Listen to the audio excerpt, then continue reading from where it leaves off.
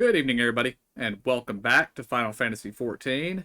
Tonight, we begin Shadowbringers. So, let's dive in. Alright, we are live. Heading to the survey site, sir. It's on the eastern shore of the lake, and the swiftest way is to get there by boat. The swiftest way would be to fly, my good sir.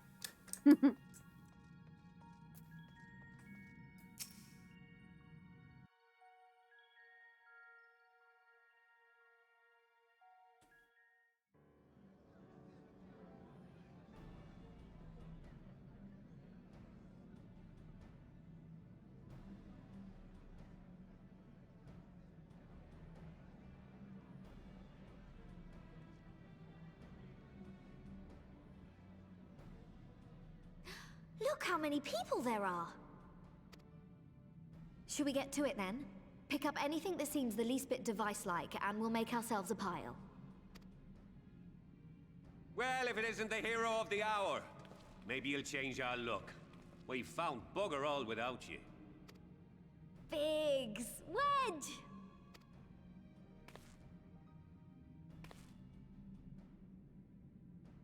Aye, aye.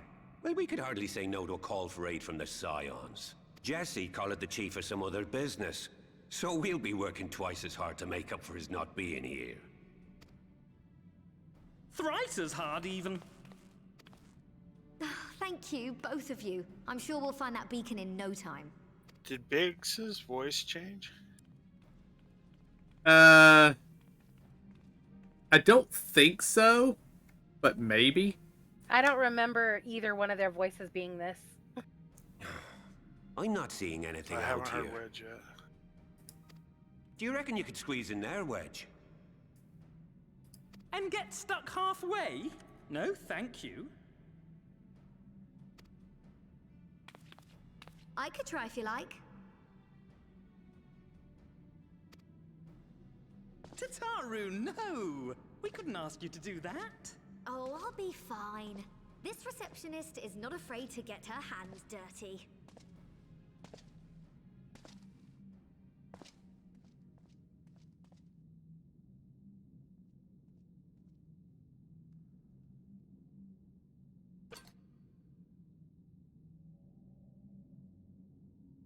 Sorry, I meant to say, the scholars haven't finished their preliminary assessment of the site yet, so we're not supposed to venture too far in. Yeah, don't tell me what to do. What's that you got there? Now that looks promising. Isn't that the Ironworks symbol? Counterfeiters? Now I have you. You are right. What's happening?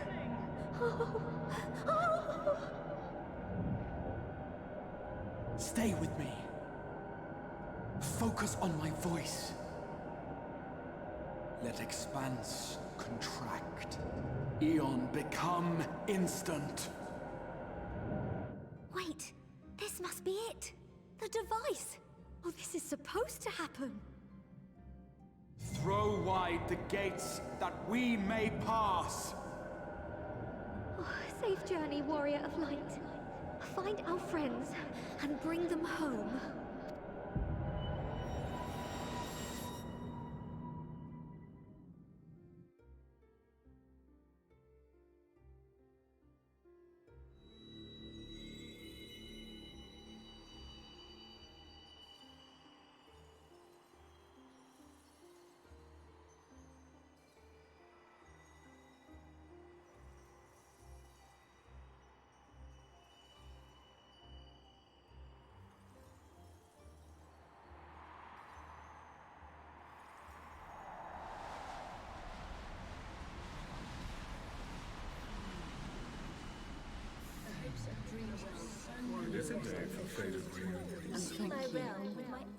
The dawn's light will shine again.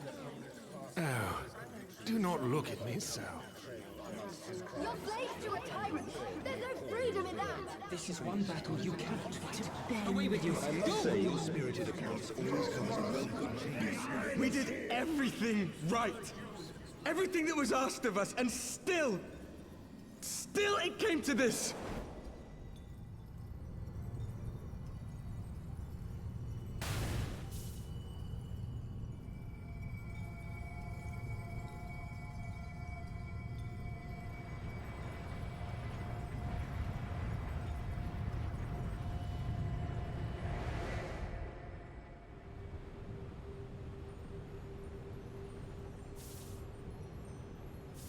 Your time has not yet come.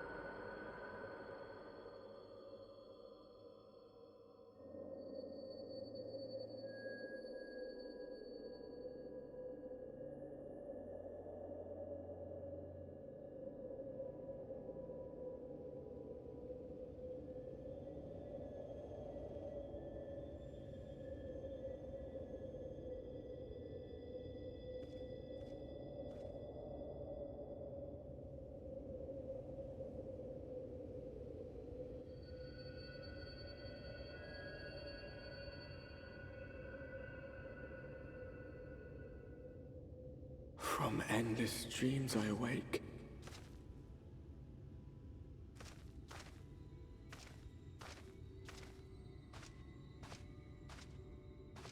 Something vague, yet urgent, calls me to action once more.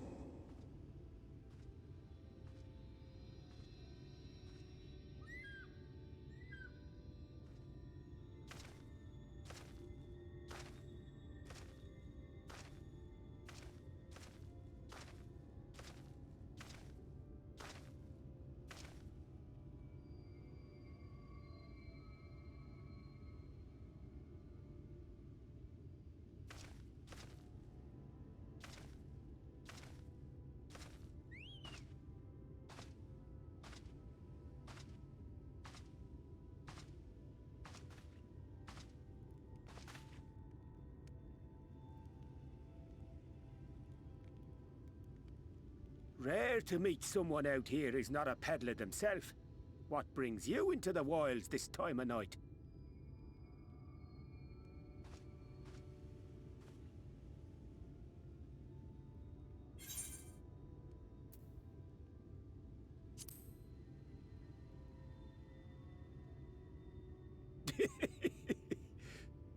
Well, if it ain't the oldest joke in the book. Me granddad, God's rest his soul, used to tell that one to the barman at kicking out time.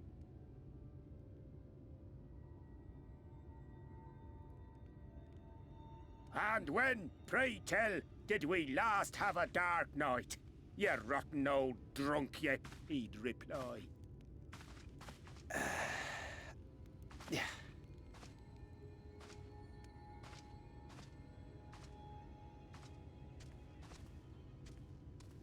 Over 100 bleeding years ago, that's when.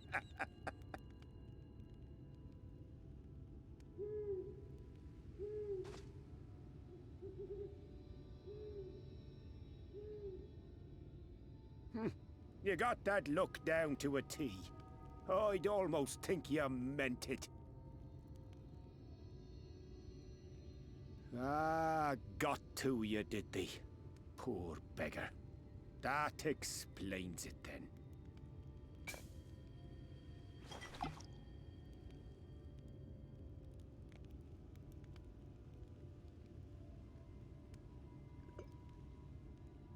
Well, I've roads to travel and wares to sell, but you'd best hurry along to the town nearby.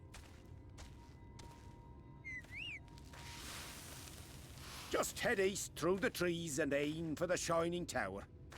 You'll find the place soon enough. 'Tis the biggest settlement for malms around. Go on now, friend. They'll take good care of you in the Crystarium.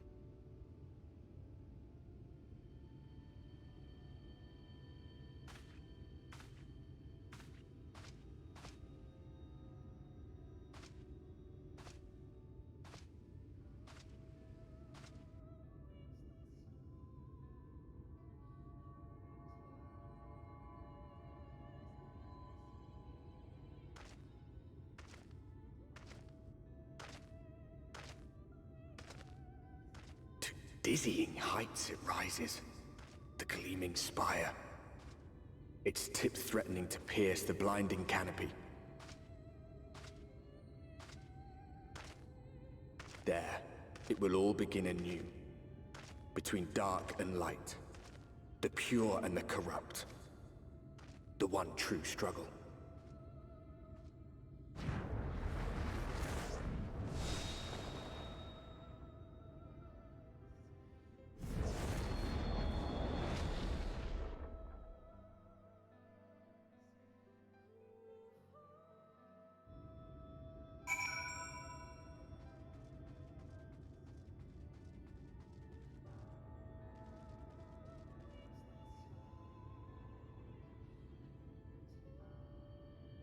Emo, Zora, I assume you guys are both out of the cutscene? Yeah. Yes. Okay, we appear to be instanced, so head for the arrow, I guess. You'll get to another cutscene. Ah, lovely. This place is very purple. It is very I love it. Flashes of kind of pinky.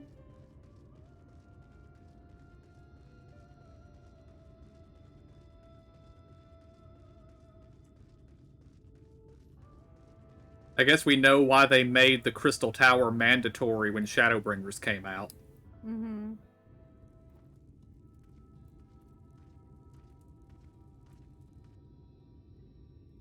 Halt!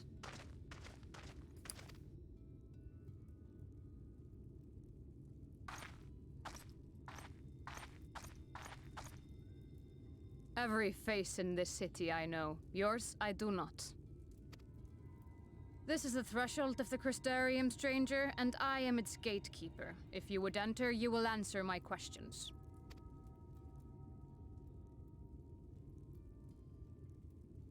From where do you hail?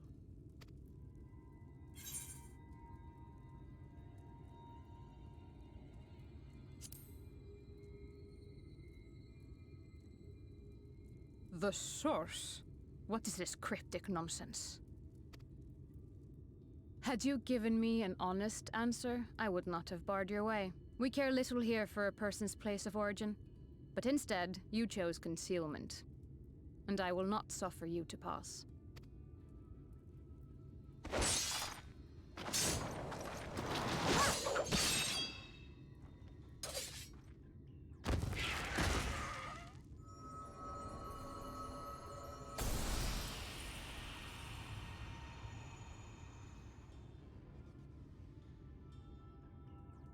That one had eaten. It must have gulped down the whole hand. Ring and all.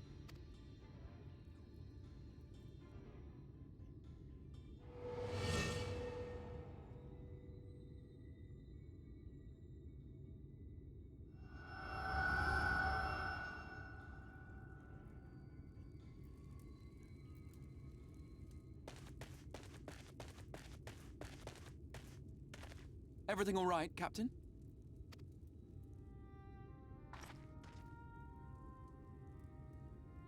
Quite all right, my lord. Just a stray sin eater, and a weak one at that. I see. Weak or not, we should be on the lookout for more. But I see you've met my guest. I will escort him to the Crystarium myself. if you've no objections. Another of your mysterious friends, is it? I should have known. Very well. I'll inform the others your guest is to be given the run of the city.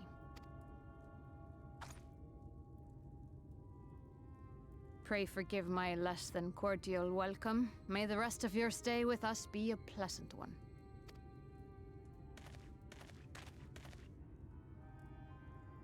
Come with me.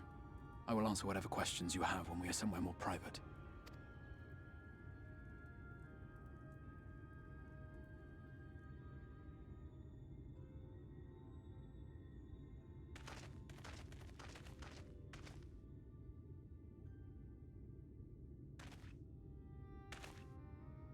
Right then, before we plunge into the wheres and wherefores, let me first thank you for answering my summons. I had intended to bring you directly to my personal quarters, but I fear my aim was slightly off. That you are still able to make the crossing unharmed is a great relief. And so, we come to the question of where. The realm in which you now find yourself belongs to one of the 13 reflections, or shards. The first, to be precise, even if its inhabitants are largely oblivious to the fact. As to wherefore, having been awarded the rather grandiose title of Crystal Exarch, I, in my capacity as caretaker of the Crystarium, thought to seek the aid of you and your companions.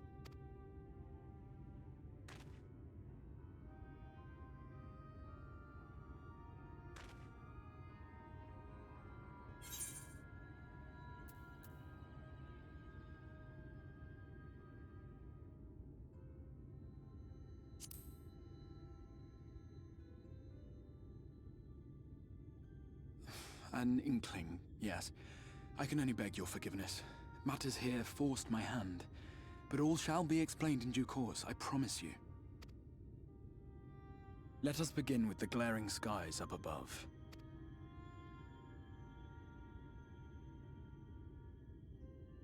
Here in the first, the world has been all but consumed by primordial light. It began a century ago, by this realm's reckoning. A luminous flood swallowing everything in its path. More than 9/10 of this star was lost. And the fortunate few who survived are hounded by abominations born of that catastrophe even now. Sin Eaters, we call them. The creature you saw earlier was one such monstrosity.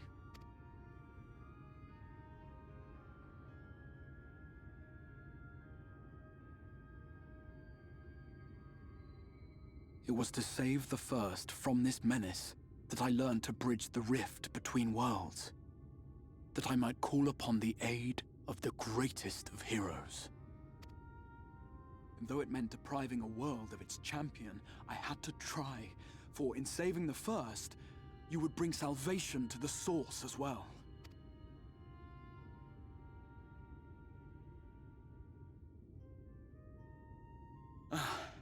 But what manner of host harangues his guests in the middle of the road? Let us continue our talk within the Crystarium.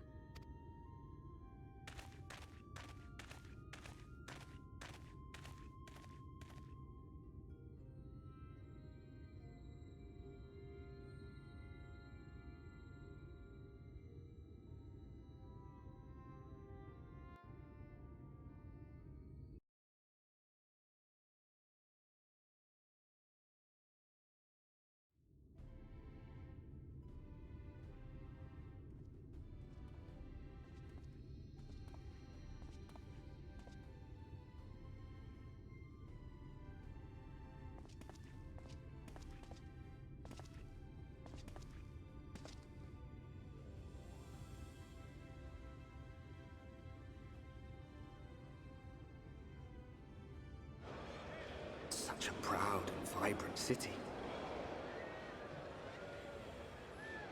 The sole sanctuary for the living in a world all but resigned to oblivion. Each stone was laid with hope. The town itself a symbol, a monument to defiance in the face of death. No would-be hero could fail to answer its call. For who among us does not yearn for salvation?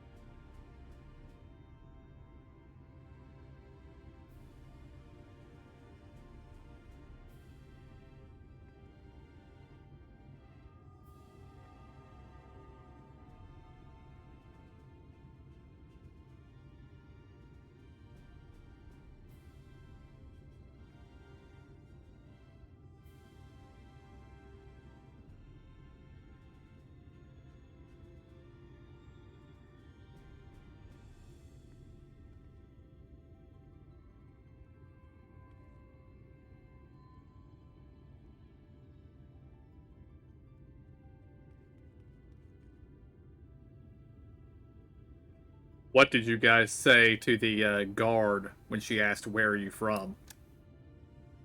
Udal. Same. The source. Yeah, that's what I went with as well. I assumed she said you guys were making something up and weren't going to let you in. Mm-hmm. Yeah. Same thing she said to us. So.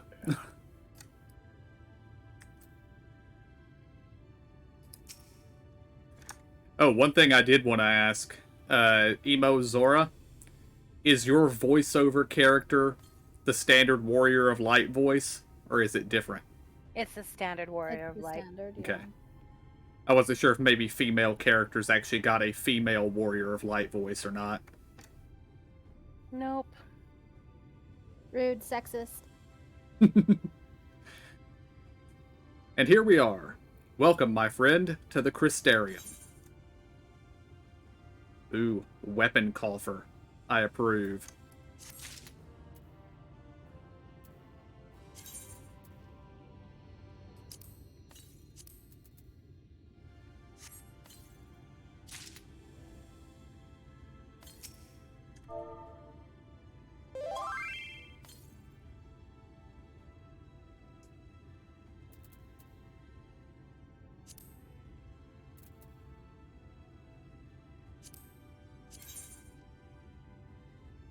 It's a shame that the weapon isn't as good as the weapon I have. Yeah, it is. I should have waited. Oh, I transmogged. It's actually the same, when I was doing my, gear hunt for the, stuff from the library, I got a sword and a shield from there that I thought looked interesting, and it's this exact same model, just in a bright and shiny version instead of a dark and shadowy version.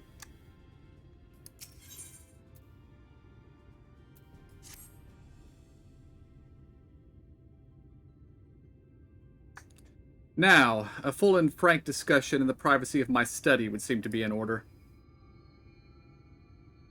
But I think our conversation would be more meaningful were you to first gain a firmer grasp of the situation here. To that end, I would like for you to visit a few of the Crystarium's civic leaders and glean something of this world and its predicament.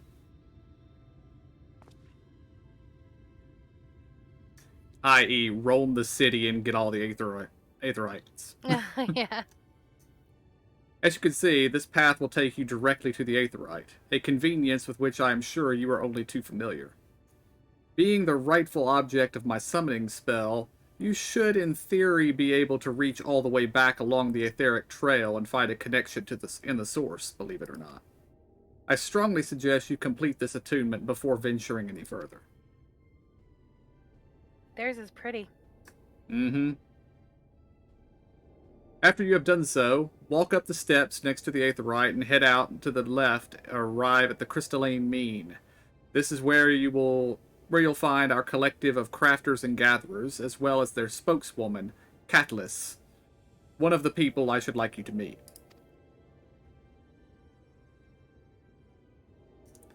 Another is Morin. To reach him and his Cabinet of Curiosity, you'll want to avoid the aforementioned steps, take the exit to the left, and simply continue straight along down until you come to the large doors at the end of the path.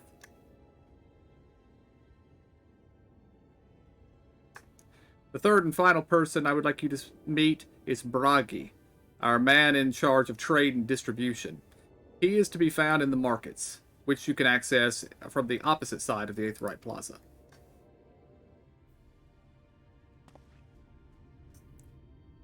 In seeking out each of my colleagues, you will visit the major districts of the city, and hopefully gain a feel for the place. I trust my directions were simple enough. I'm going with crystal clear. Because it is a good pun. Yeah. Very good. I can see the layout of the Crystarium owes more to historic necessity than planning, but I'm sure you'll learn its twists and turns before long. In all honesty, the true challenge may be in finding the right way to approach its citizens. As you discover during your encounter with the captain, the people of this world are unaware of the existence of other stars, and will struggle to accept the truth of your origin. That being the case, when they ask whence you hail, as they inevitably will, I suggest you claim to share a homeland with the Crystal Exarch. There's an unspoken rule here about peering too deeply into that particular mystery.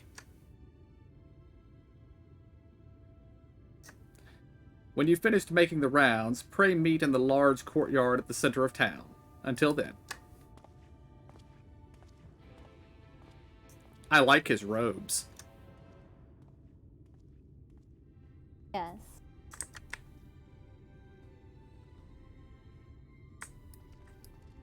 Alright, Aetheryte gathering time.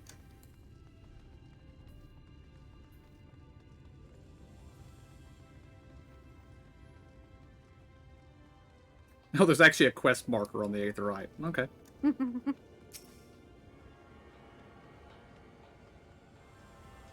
that's one way to get people to avoid missing the Aetheryte. Mm-hmm. By focusing your senses, you detect the flow of vastly distant currents of Aether. Your connection to these energies is faint but stable, and should allow teleportations to Aetherites in the source.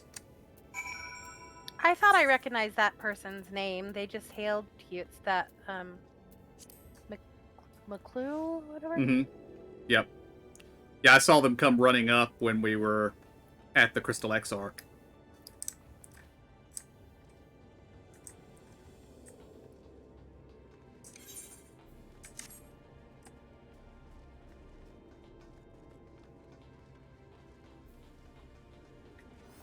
Actually, I think we want to go over here.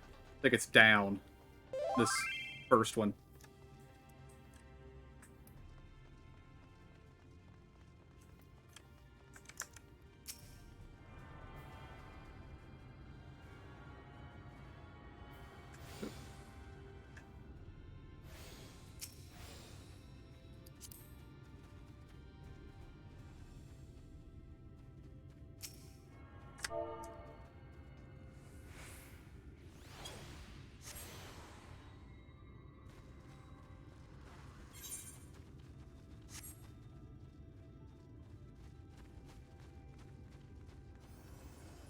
Amalja in the city. Oh.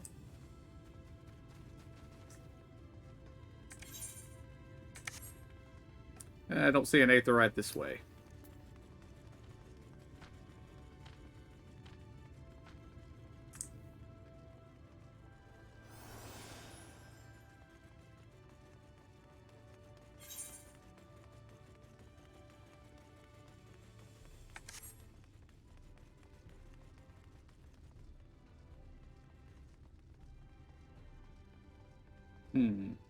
That Aetherite must be above us somewhere. Yeah. Oh, this is going to be a confusing one to navigate, isn't it?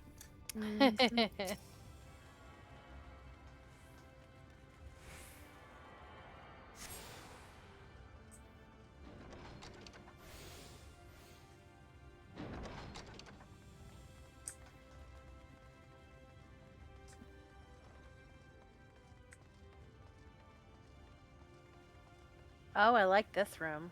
Mm-hmm. Indeed.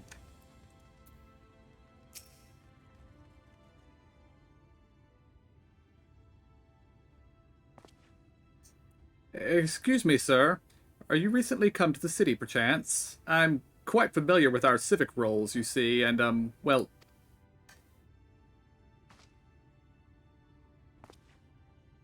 What I mean to ask is, have you brought any books with you?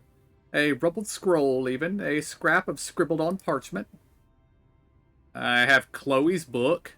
My apologies. Literature is something of an obsession of mine, as well as a profession. Librarian Morin, at your service. And this humble collection is known as the Cabinet of Curiosity. As your powers of perception have likely informed you, my colleagues and I are responsible for curating all manner of tomes, documents, and other vehicles for the written word. As horrific as the loss of life and land wrought by the flood unquestionably was, The damage to recorded knowledge was no less catastrophic. We few do all we can to preserve what wisdom survived. But tell me, what brings you to the cabinet today? Looking for any title in particular? Mayhap a spot of academic research? Oh, so you have an interest in modern history. Splendid. A thorough review of recent events can often yield novel perspectives. I quite agree. If you would prefer something visual to accompany the account, then I think I have an illustrated history book for children somewhere. Just a moment, and I'll fetch it for you.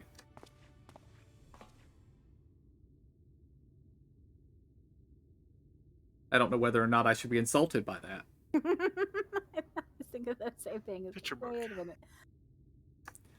And here we are. Would you like to pull up a chair? Make yourself more comfortable? On with the lesson then.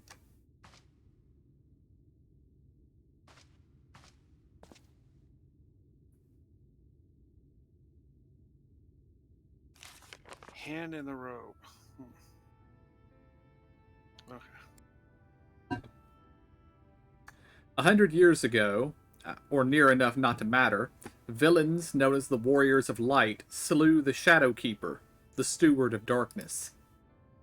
In the wake of this tainted deed, light began to pour into the world as if from unseen cracks. It pooled and swelled without cease, until the day an enormous blinding wave rose up and swept across our star. We called the calamity the Flood of Light.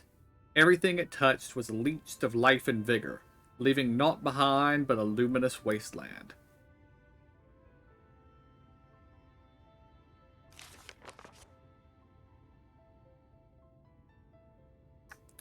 Yet just when it seemed that all would be lost, a savior appeared before us. The Oracle of Light. She stood twixt us and approaching doom, and by her power did she stay the flood. Thus was Norvant, and Norvant alone, spared the fate of erasure.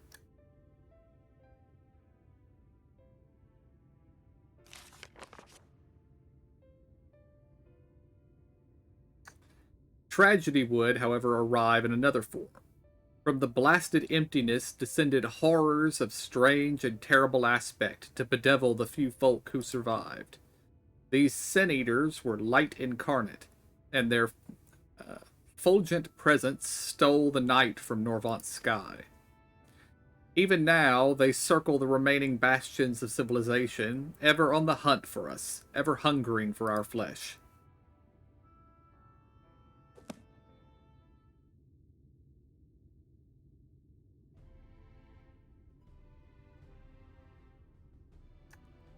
And thus did the world become what it is. If you ever wish to hear the tale again, I would be glad to retell it for you. Or if you would rather I speak of other matters, that too would be in my pleasure. I should be glad of the company. Your exchange with Morin has taught you about the Flood of Light.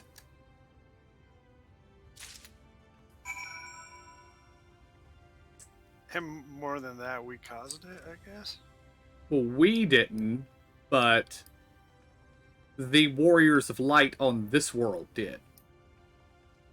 Kind of like how the Warriors of Darkness came from here to our world and caused trouble. If you remember, they were the heroes of their world. Much like we are the heroes of ours. Mm-hmm. Okay.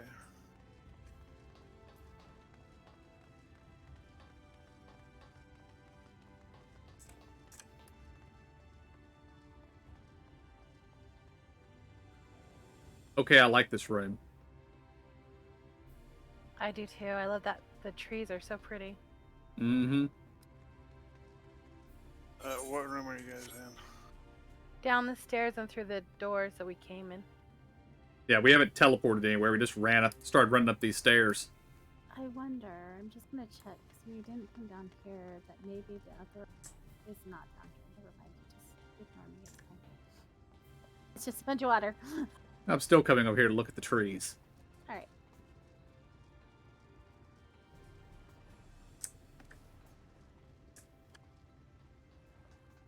And also just seeing if I recognize any names. It is really pretty over here.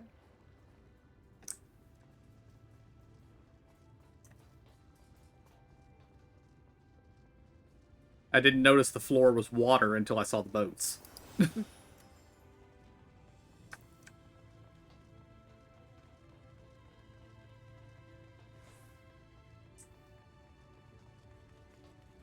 Is this an actual door? It is not. No. Hey, there's this one.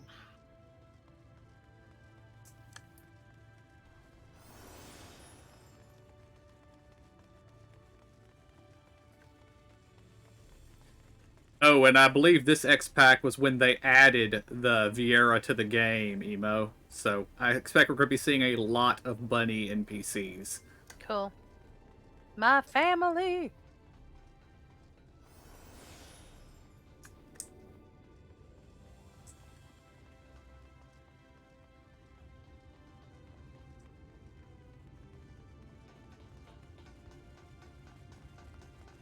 And you thought that Lensa, Lumos, Nosa, whatever, was not that confusing. I have a feeling. So far, I think Limsa's still worse than this place. I don't know. I know my way around Limsa. Got my cooking up again, yeah. Now I gotta go back out there and get my blacksmithing up. And armory.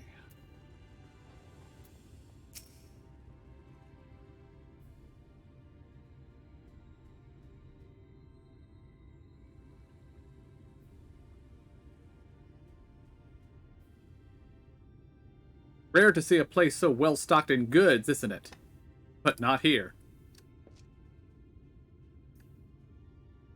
I'm going to guess you're new to our fair city.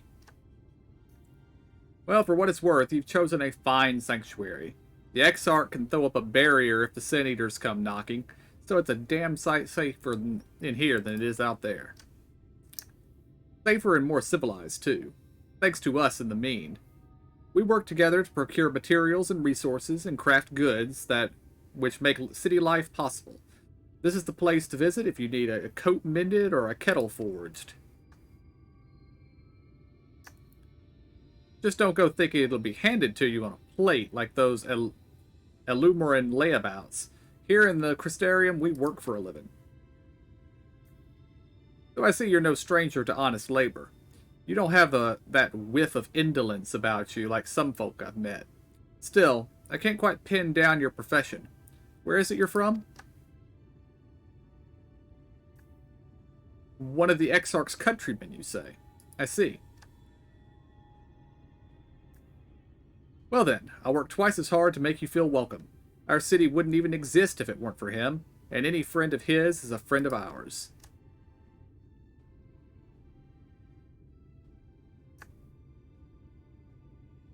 It's really quite incredible when you think about it. They say his grand magic summoned the Crystal Tower into existence, pulled the entire thing out of thin air. It wasn't long before droves of refugees began congregating around its base, desperate for shelter after losing their homes to the flood. And that's how the Crystarium began. At the Exarch's invitation, buildings started going up, and with the help of some curious relics brought forth from the tower, the place gradually expanded into the thriving metropolis you see today. The city stood here for decades now, yet the eldest among us swear the Exarch looks exactly the same as he did back then. He is indeed a man of many mysteries.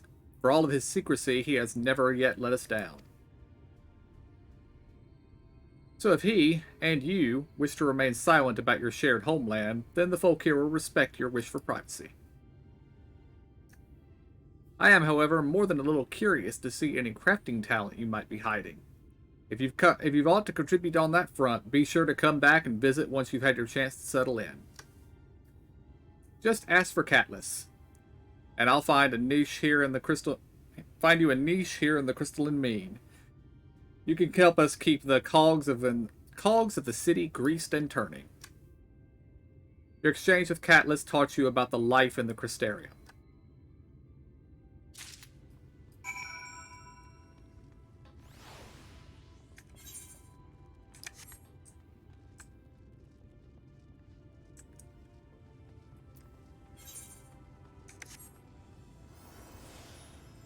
think we need to go up this ramp.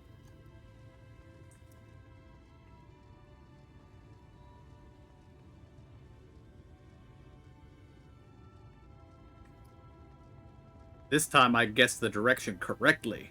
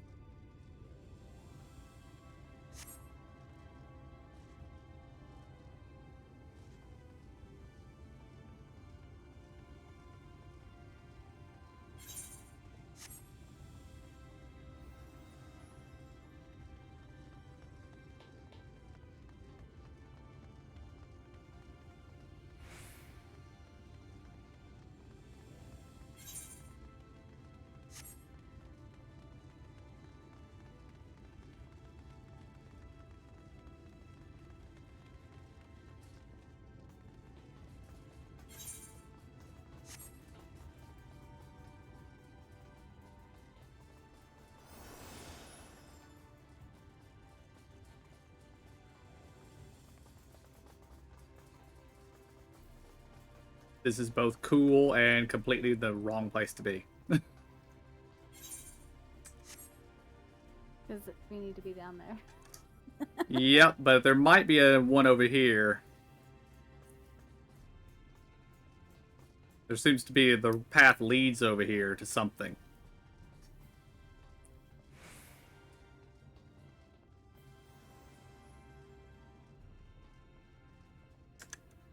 Ah, stairs. What go down? This is the inn, by the way. I don't know where the entrance is, but we are in the inn.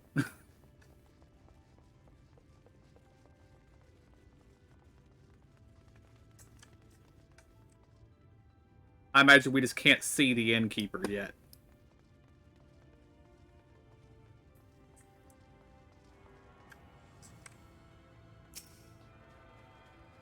We just took the scenic route. We're gonna have to come over here anyway. Yeah.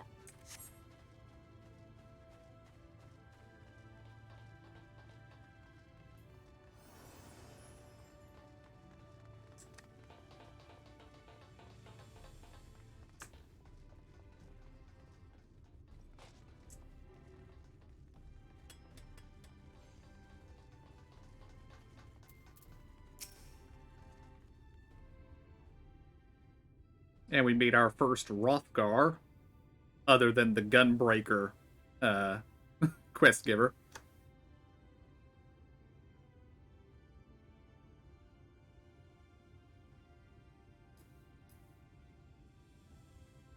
New to the city, friend? The spinning head and wide eyes give you away. Welcome.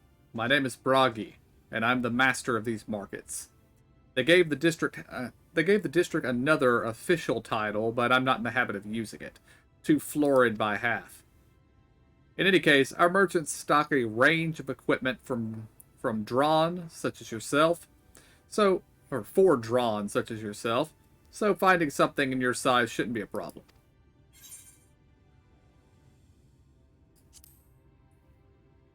I went with option 1.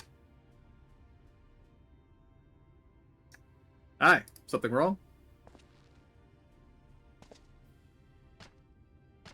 Okay, I can understand him saying dwarf to me, but to you guys?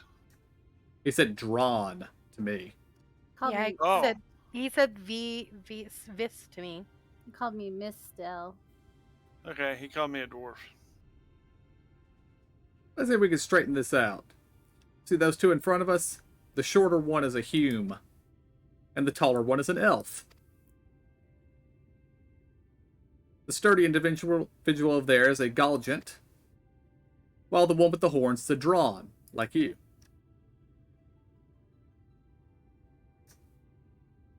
And then you have the large, scaly chaps with the long tails and a knack for raising livestock. They would be the Zun.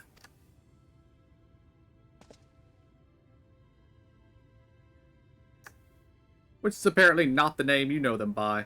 Now I'm curious to know which far-flung region you hail from. Ah, the same as the Exarch, eh? Well, that explains it.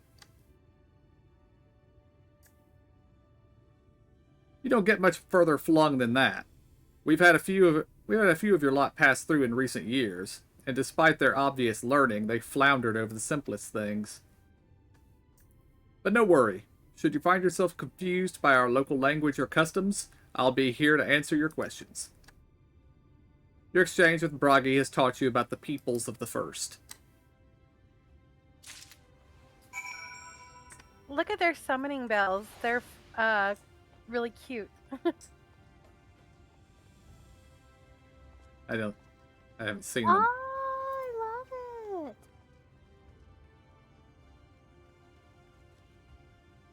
I approve. Yeah, definitely aesthetic is very well done with the place.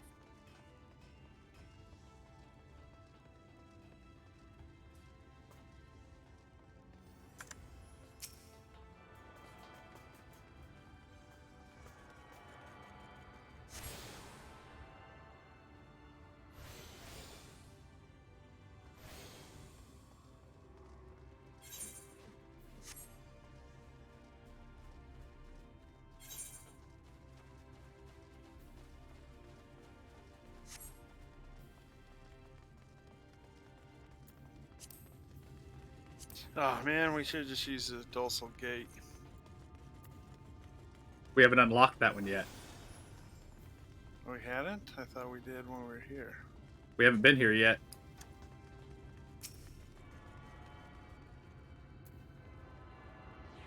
Okay.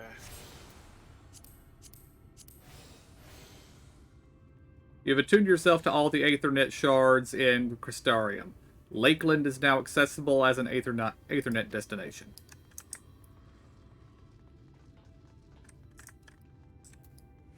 So is this whole place called Lakeland? This is the Crystarium. Lakeland is probably the gate. That's probably the place where we came from when we came into the place. Gotcha. Well, how did you fare? Did my colleagues help you form a clearer picture of this world and its people? Oh, they have been giving us stuff. Okay.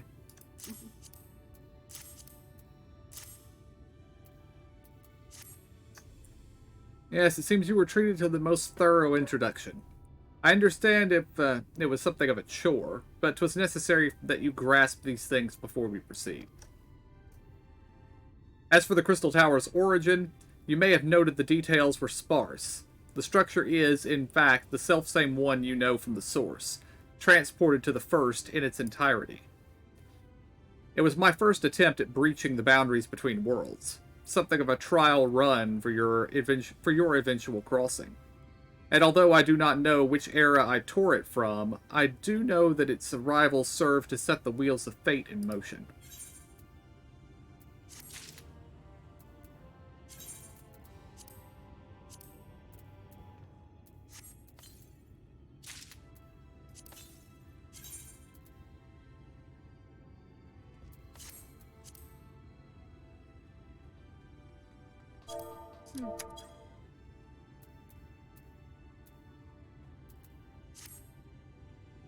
I kind of like it. Nice.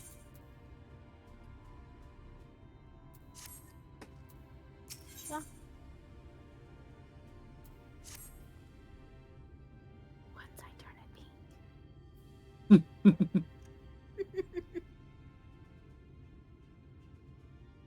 You've done as I've requested and learned something of the world in which you find yourself. Now it's time I fulfilled my half of the bargain and explained what has befallen your comrades. That is a conversation I would rather have in the privacy of my quarters. However, I must go ahead to the tower and organize a few things. But I shall see that the guard knows to admit you.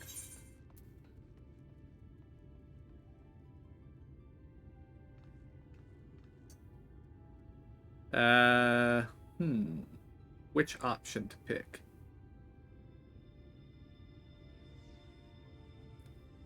I go with option 2.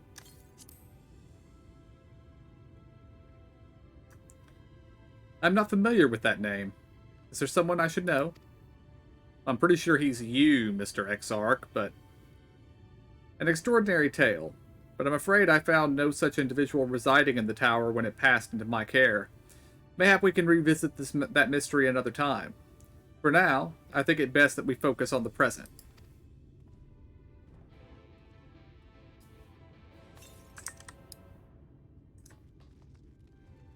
Just one moment, my dogs are going nuts. I'll be right back.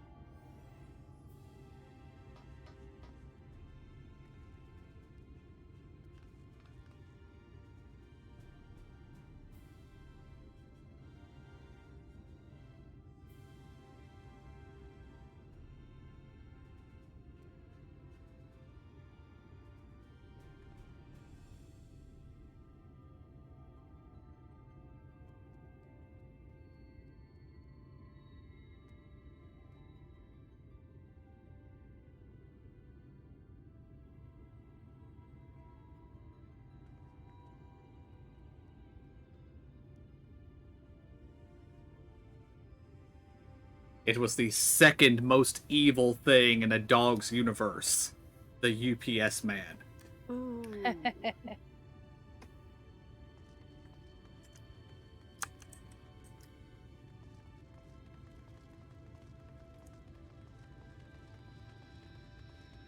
Did KJ go on AFK on us?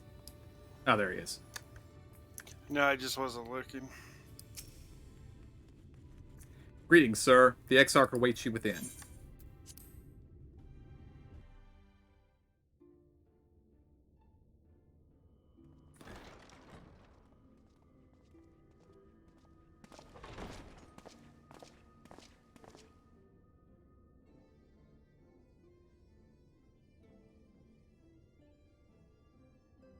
I wonder if there's a time difference.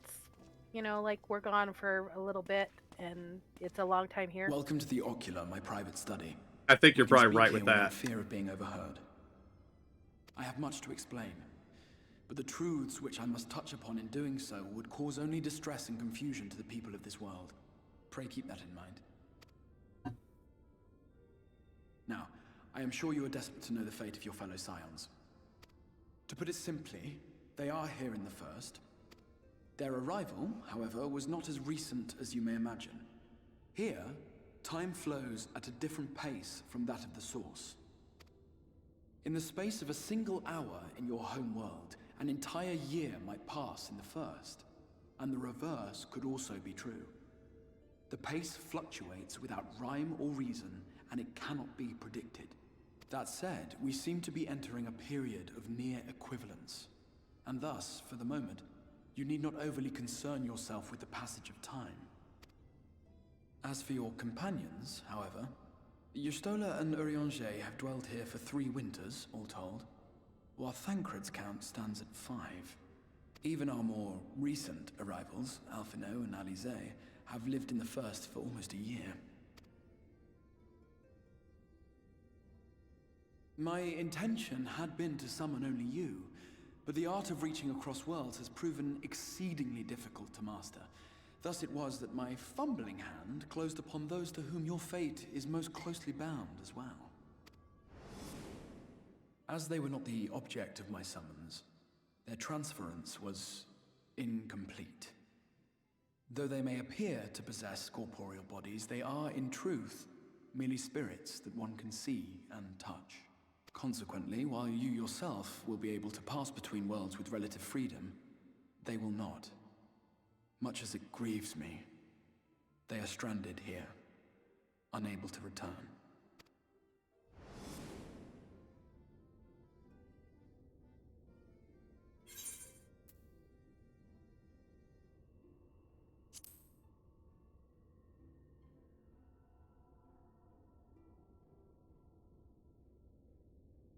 We spent every waking hour searching for a way to reverse the summoning.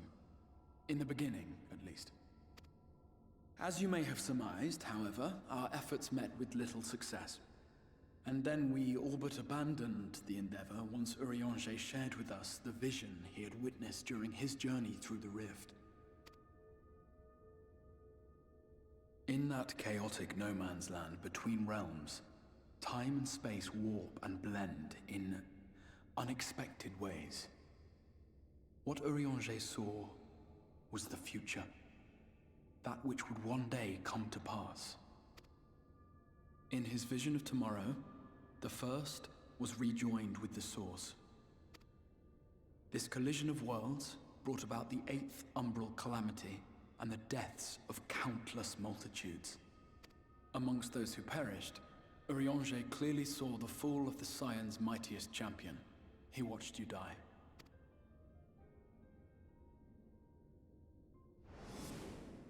And thus did the Scions embrace their exile, and began searching this world for a means to forestall the coming catastrophe in yours. Their souls are stranded in the first, yes, but they have fought on, desperate to save their home and you from destruction. Nor have their efforts been in vain, for it was they who finally established that the elimination of the Sin Eaters will indeed serve to prevent the calamity. Considering these circumstances of our meeting, you would be forgiven for doubting my version of events. And so, before all else, I would suggest you track down your comrades and hear the tale from their lips. I shall of course be happy to assist in these reunions, and you need not make any decisions regarding your involvement until you are certain of where you stand. Meanwhile, I promise I will not rest until I have found a way to help your friends return home. What say you? Have I earned your trust for the moment, at least?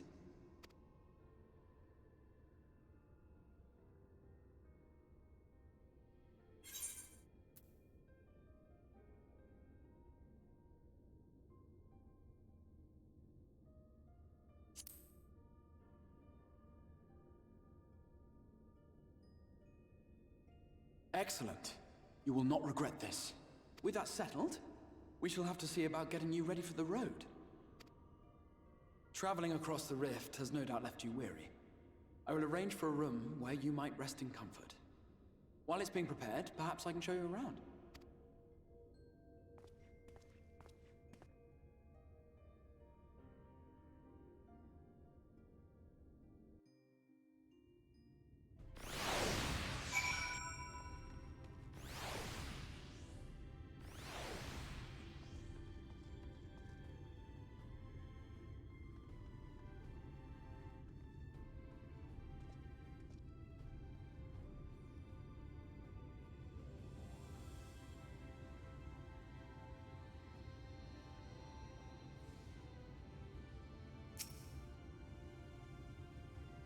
Okay, I like the treasure box minion there. Mm-hmm. Oh, that is cute.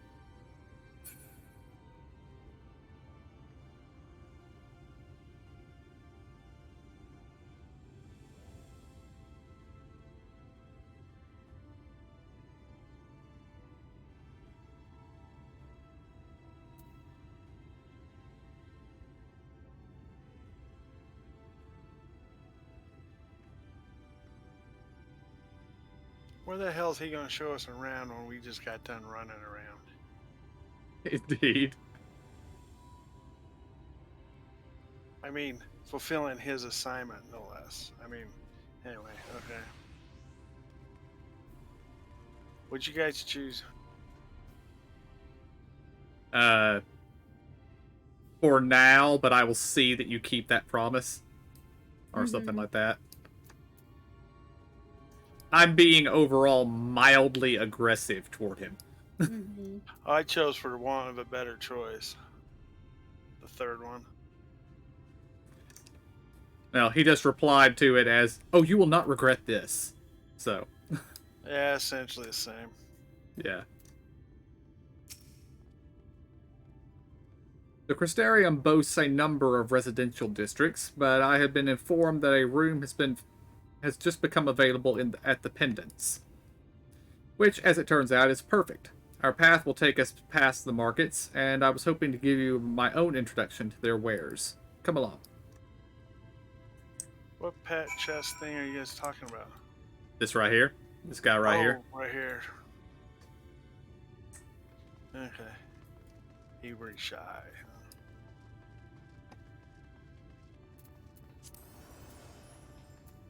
Can't believe nobody's asked me about my pet yet. You have a pet? Yeah, the little dude right here swinging a sword around.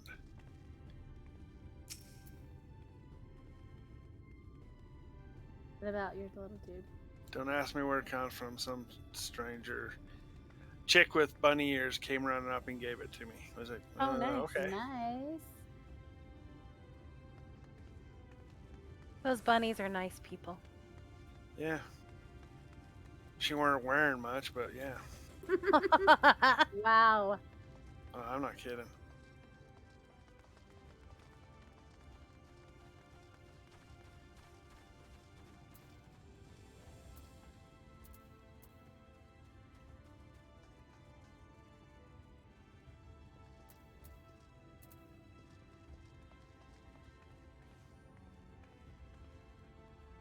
It apparently drops in Doma Castle.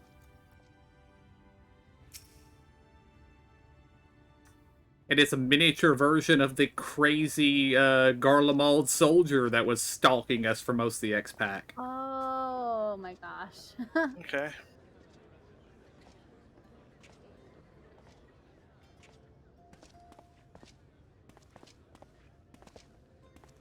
This is the Musica Universalis, the commercial heart of the Crystarium.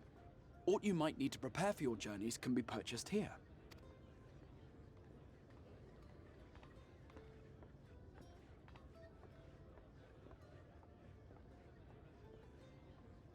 Ah, yes. You must be curious about the currency. Fear not. The gil you carry will serve you well enough. Each nation once minted its own coins, but 'twas all a jumbled mess following the flood.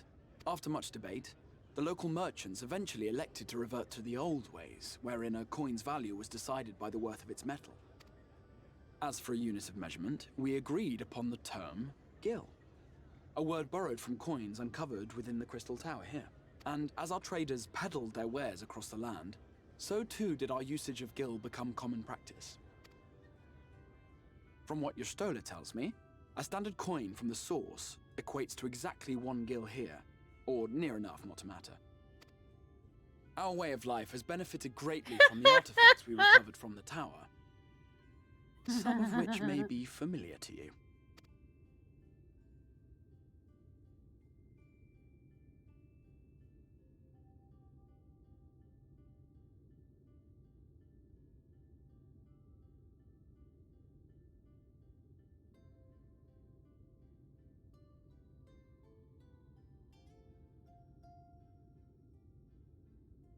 But I fear it would not be practical for us to provide everything to which you are accustomed. You shall need a means to access the commodities of your homeworld. Wait, aren't those pearls? Ear pearls? Avan Kerm Sin? Yes, I'm here. Of course I'm here. What amusements do you have for me today?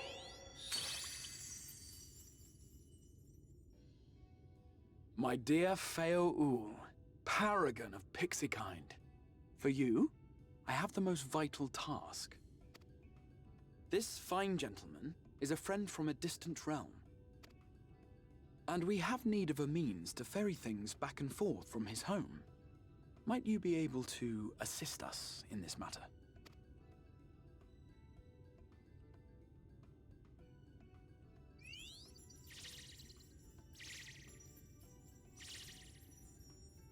came from beyond, didn't you?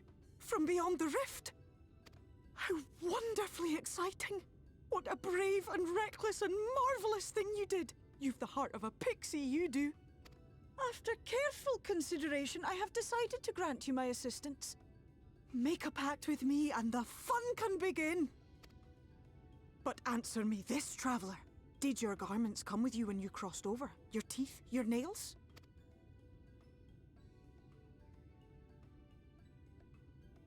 Just as I thought! Then you've a good stout connection with your home through which all your belongings, great and small, may easily pass. From this moment forth I will be your Isne Fis, and you my Snay Yak. Like the branch which sprouts from the sapling, our bond will flow unbroken from one to the other. Raise your hand.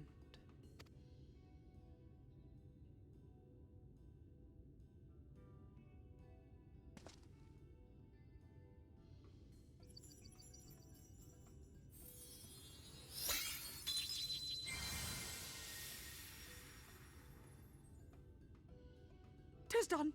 We are bound now, dearest sapling. Come then. Make your request. Tell me your desire. I wish to visit this world of yours. Mayhap a message to your friends in the Source to inform them of your safe arrival.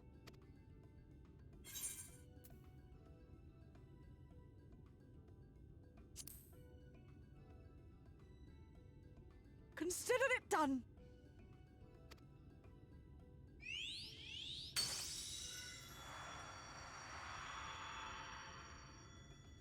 As you heard, that was Feo Uld of the Pixies.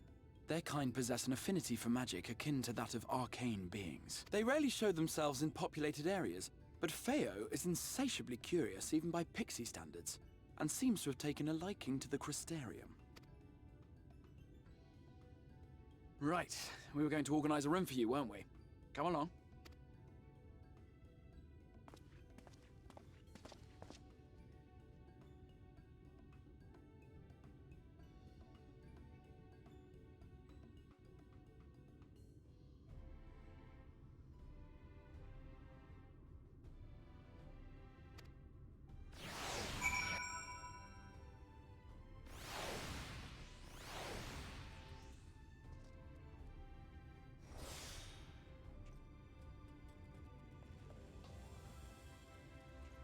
And yes, Zora, the fairies are a beast tribe that you can do quests with around here. I'm so excited. Actually, as I understand it, they are one of the better sources of XP in Shadowbringers. I will try to make sure, except for what level do you have to be? I have a level... I don't know. I would imagine level 70. I will try to use one of my other ones. I'm not so far ahead. I mean, it doesn't hurt anything for you to be ahead, Zora. I know. That's true. Other than the fact that you will reach the cap before the rest of us, but... Yeah.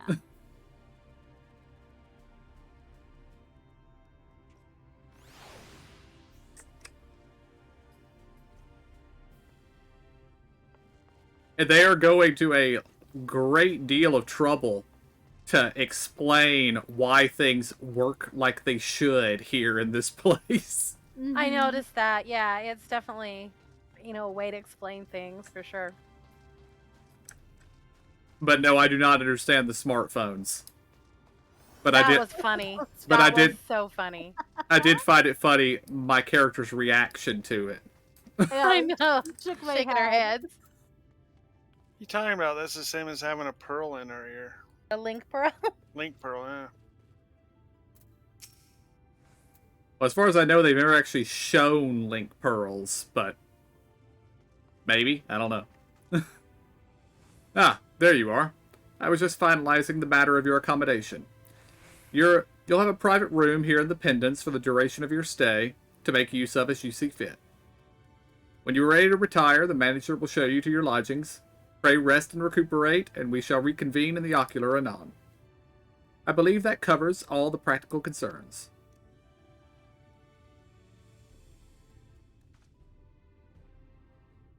Thank you for answering my call. We are denied the comforting blanket of night, but may peaceful dreams attend you nonetheless.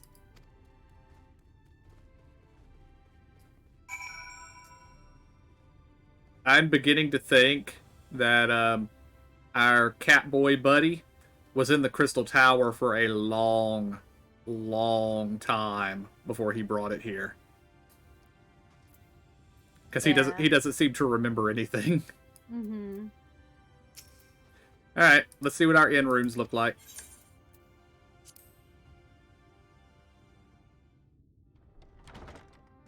Ooh, fancy. Indeed. Have our own dining table.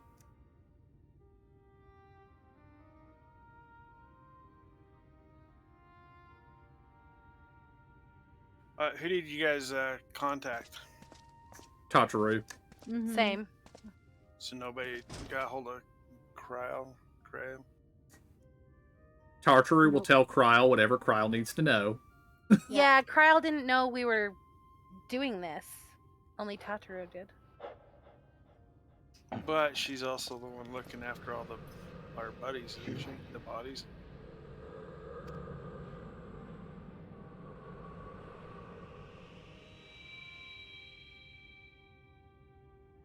I know you.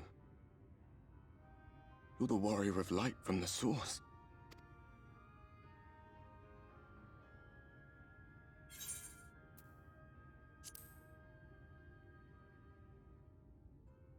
What?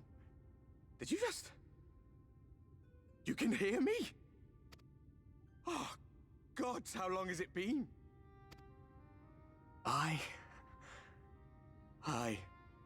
That was what I called myself in your world. The Warrior of Darkness. My real name is Ardbert. I used an alias in the source. A daft one, looking back. If you recall my tale, it was my comrades and I who caused the flood. We thought our home doomed. And so we listened to the Ascians. Let them guide us to the source, and try to hasten their goddamned ardor. I remember when we fell, defeated by you and yours.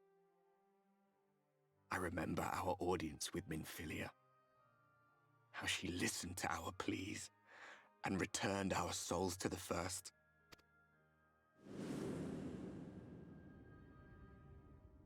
The flood was poised to swallow Norvrant. Minfilia and my friends, they surrendered what little they had left to hold it back. Just faded away, leaving me to bear witness.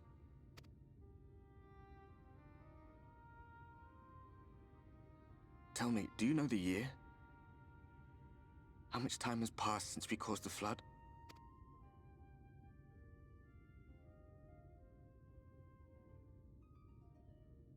A 100 years. 100 long years.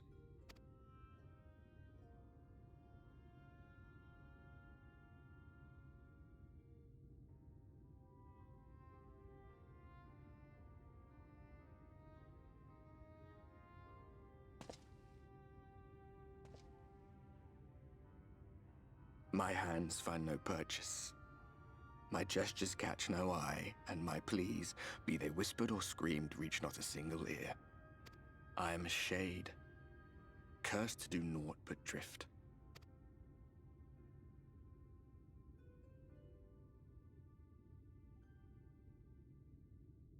I feel as if I've been walking forever. I hardly noticed when my mind and body began to fray at the edges. Then bang! My senses were sharp again. I felt like a fish being reeled in, and before I knew it, I found myself in this room. Why is it that you can see me? What are you even doing here, come to that?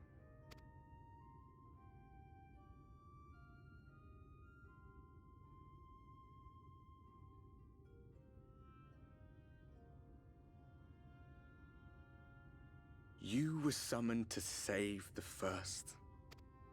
A waste of time. This world is beyond saving, like those who try to save it.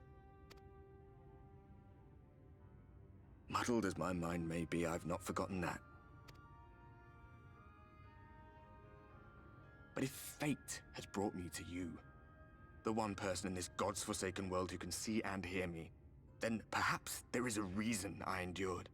If I can find out why I was left behind, then maybe I can bring this journey of mine to an end.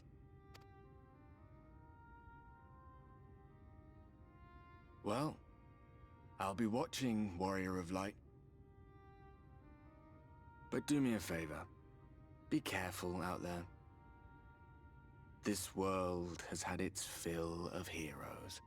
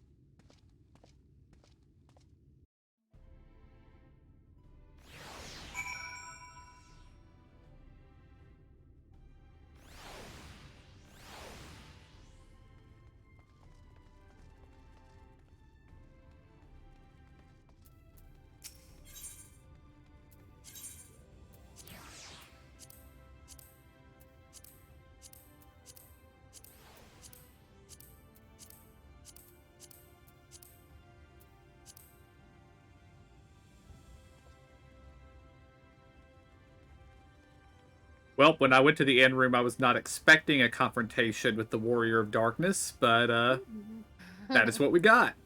Yep. I mean, I figured he would have to show up at some point. Mm-hmm.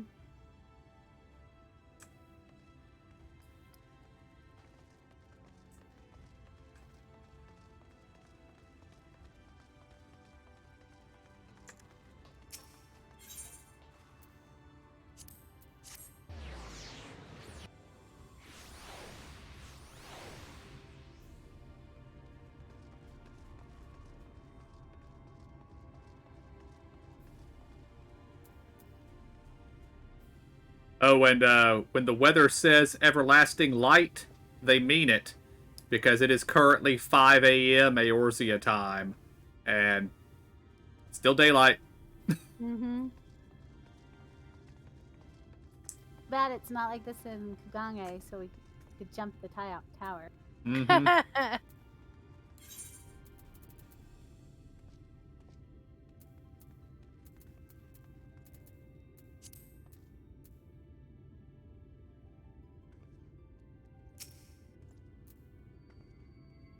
The Exarch awaits you within.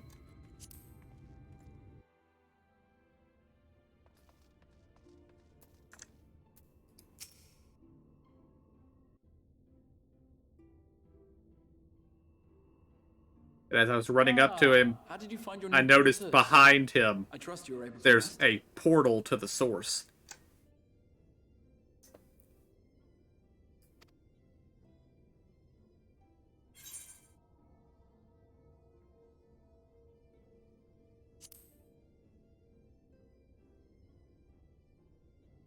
I was not aware the room was haunted, and you were rather tired. Well, should you receive another visitation, be sure to let me know. Now, let us return to the subject of the Scion's whereabouts.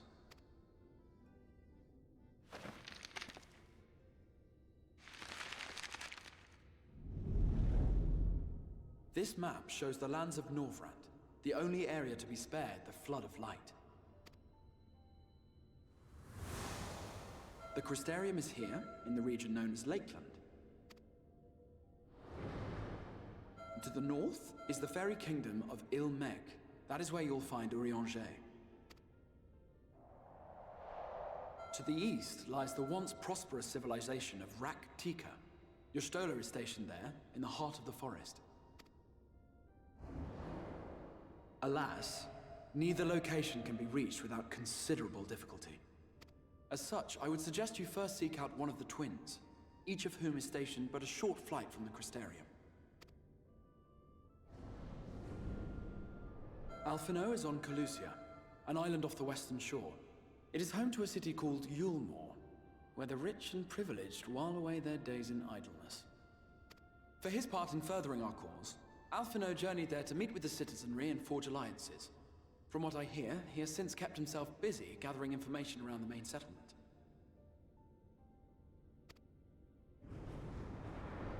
Alize, meanwhile, traveled south to the arid wastes of Armarang. They lie upon the very edge of the inhabitable world, where the flood of light was halted. Those who dwell there live in constant fear of attack by the Sin Eaters. In contrast to her brother, Alize felt that her energies would better be spent learning about the enemy, and thus she sells her services as a guard, both to hone her skills and gather information on our foe.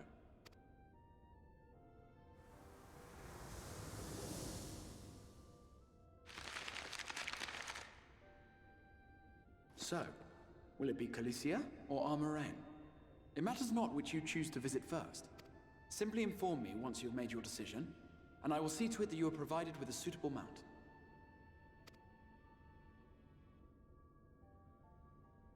Ah, but you must be wondering about Thancred.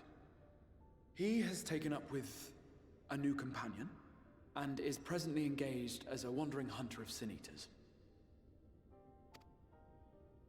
Being ever on the move, his whereabouts are often difficult to ascertain, but I am certain your paths will cross ere long.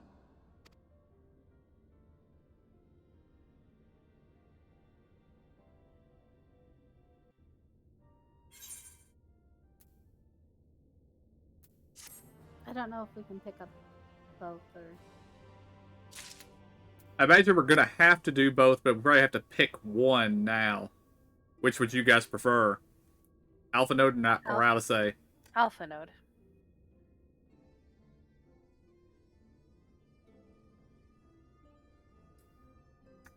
Do you have a preference, Zora? Oh, Alpha Node. Alright. You can't pick up both, though. That would make sense.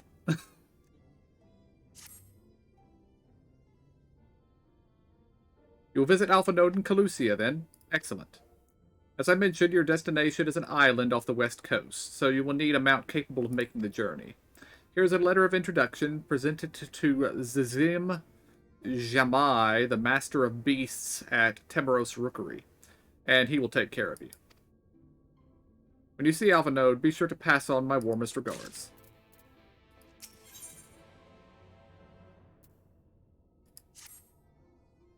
Ready to depart for Almarang, Alice will be overjoyed to see you are safe. I know she was particularly concerned for your well-being. She impressed upon me how regrettable the timing of her summoning was. You can, repeatedly. I thought I was picking up an extension of it, and it's talking about Alice now. Yeah, you can pick up both of them. Okay. I only hope that my part in sending you to her will garner some measure of I forgiveness. thought email said you couldn't for some reason. Here, this is a letter of introduction addressed to a man named Cassard, the master of a merchant caravan. There are few who know the ways of the desert as well as he does. Find him in Amaro Launch, and he will see you in that direction.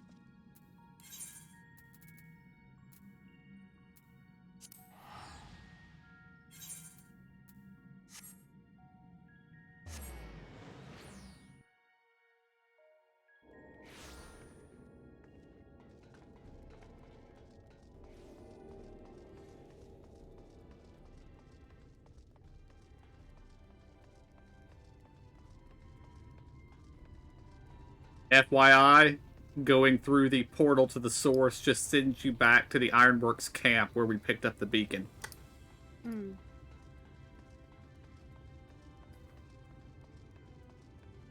I'm back. Welcome back.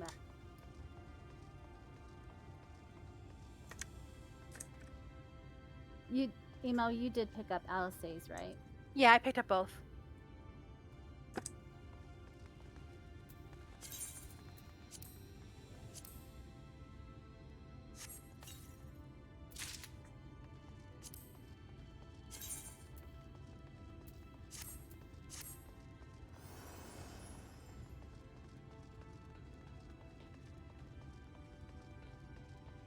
And we agree we're going after Alpha Node first. Mm-hmm. Yeah. Haha, there's a Skywatcher. That's funny. She's not gonna tell us the what's the other one always is telling us whether it's rain or something, right? Yeah, all of them.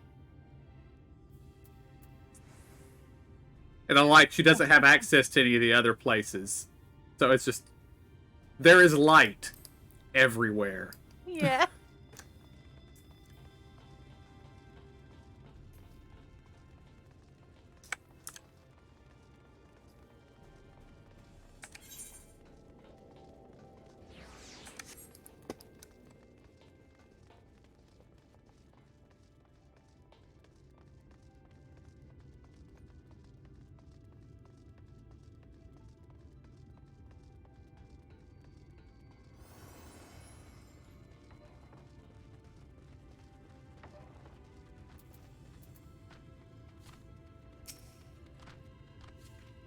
Your face is unknown to me. What business have you at my rookery?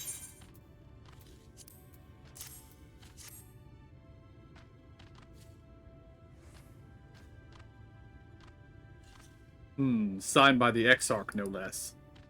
Yes, I could provide you with an Amaro for passage to Calusia. I will pick you out a friendly whelp.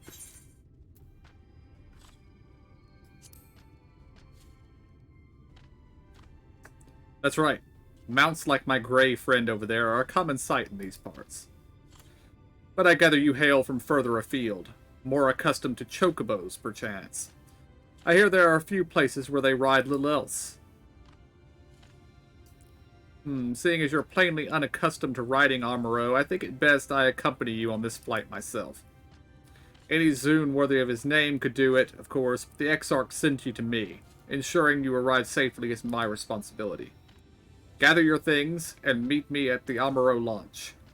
One of the junior tambers will attend to you while I ready the mounts.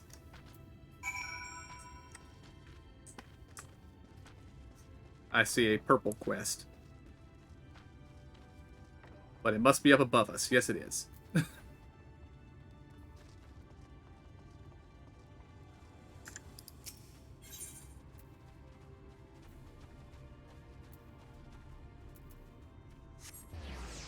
I guess the Aetheryte Plaza is the closest.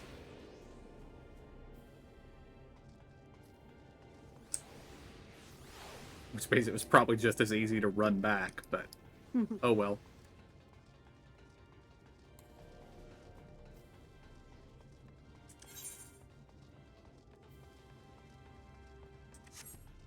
Oh, I imagine this is going to unlock the sightseeing log.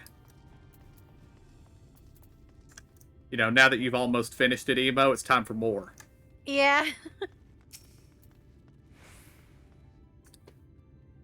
Hold a moment, sinner. You are not from around here, are you? A fellow wandering soul? An eternal inhabitant of the road? I thought so. Ireliath is my name. My aspiration is to travel the whole wide world, though it's a fair bit smaller than it used to be. So far as dreams go, it's a lot more realistic than you might think. But danger still lurks in every corner and around every bend. Even so, this sinner's got nerves of steel. He's a born explorer. Ireliath. There's no land too distant or place too forbidden, aye. But what is it that I spy on your pack? A log, if I am not mistaken. Give it over, if you would.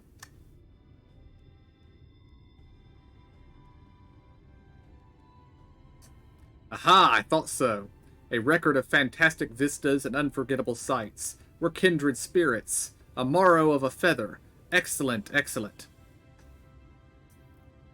It is only right that I share with you such wondrous experiences as you have with me. A collection of amazing vistas I catalogued myself that I guarantee will rival the best you have ever seen. Norvant may be a shadow of its former glory, but there is still joy and excitement to be found if you know where to look, my friend. So I implore you, look, look, look. Follow in my footsteps, savor every moment of the journey, and then, when you feel you have discovered every secret this realm has to offer, start again. I promise you won't be disappointed.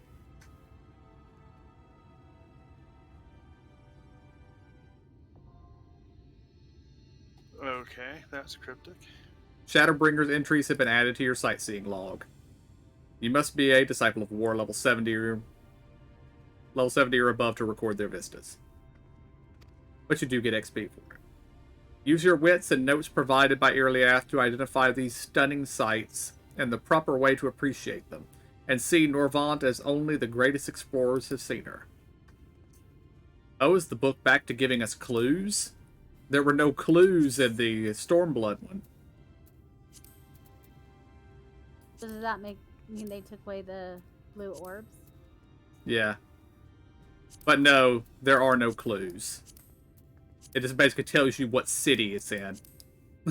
Or what zone it's in.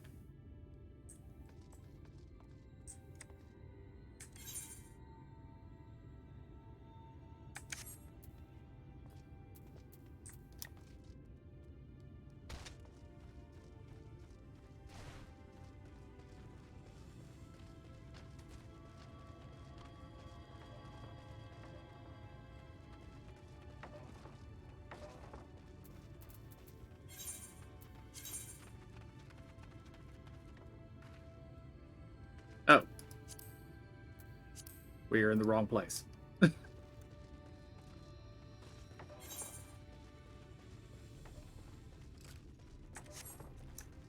quest to find Alpha Node is now right next to the quest to find Alizé.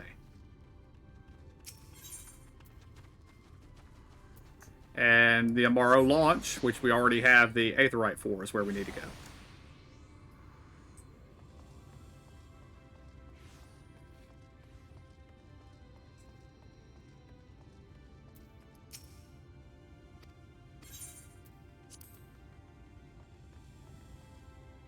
I always just click on the porters to make the little icon go away.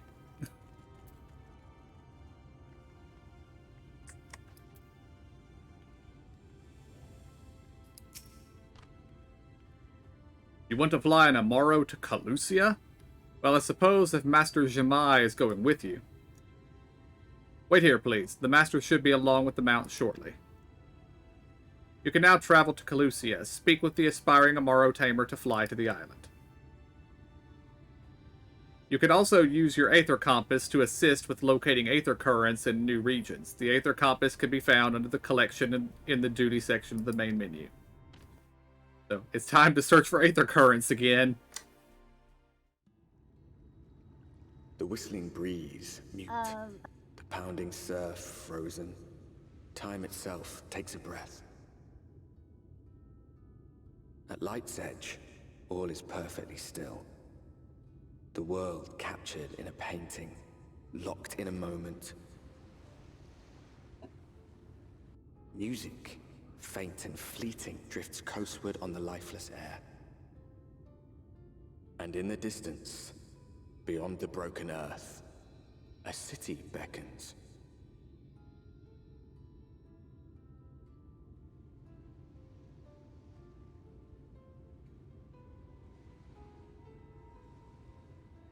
It seems like a bad place to build your city. Mm-hmm. Mm-hmm.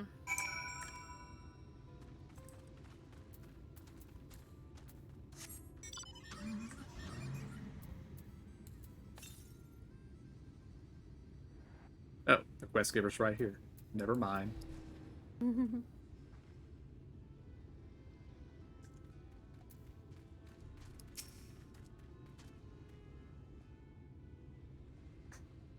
We are arrived. This is Cracked Shell Beach. on the eastern coast of Calusia. You should be safe here for the present. Compared to the mainland, sin-eater attacks are far less prevalent, and the native beasts are not any more dangerous than elsewhere. It is the people you should be wary of.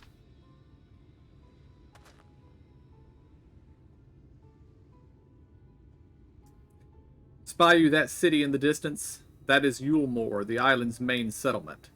It rivals the Crystarium in scale, and was once an ally in our battle against the abominations. For years, the Yulmorian elite have fancied themselves the masters of what remains of our broken world. They have gone as far as to offer the leaders of other settlements their protection, if we bend the knee. But to say their ideals are questionable would be putting it mildly. The Crystarium is one among many who resist their heavy-handed authority, and while we are not at war, our relationship with Ulmor is strained at best. It may be wise to conceal your ties with the Exarch during your stay here, especially in the vicinity of the city.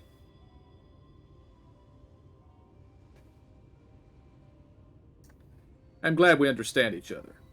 Now, the Exarch has instructed me to divulge a secret that should make finding your friend a good deal easier. Listen closely.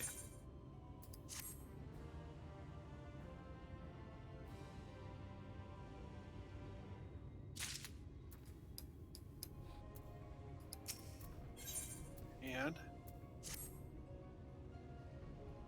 If you head south along the coast, you will eventually come to a fisherman's shack. A friend of the Crystarium lives there, a man who goes by the name of Ivor. Ivor keeps an eye on everything that happens in Calusia, and will be able to point you in the right direction. Just hand him a sprig of thyme. That will let him know that you can be trusted. Here, this should be enough. Find your friend. I will stay here with the Amaro until you are ready to return.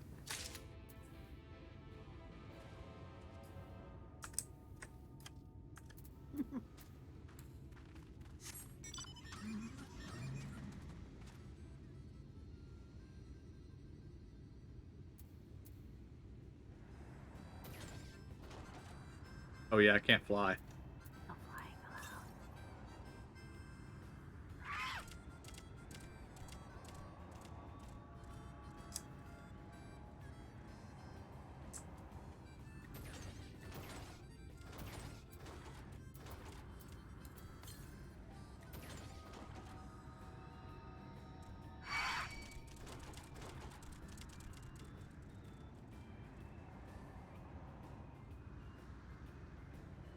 Ooh, Aetherite.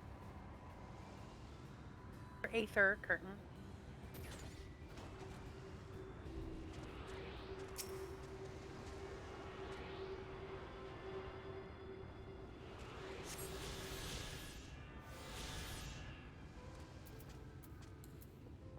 There is also an Aetherite.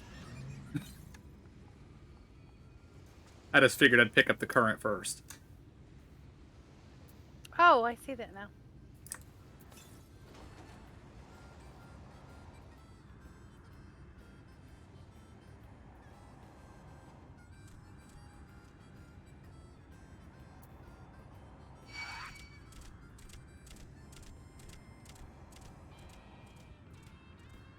The music has changed for in combat.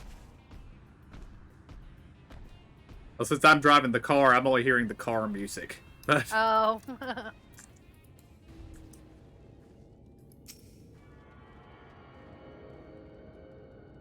I'm starting to wonder if there's going to be a lot of references to Final Fantasy I in this X-Pack.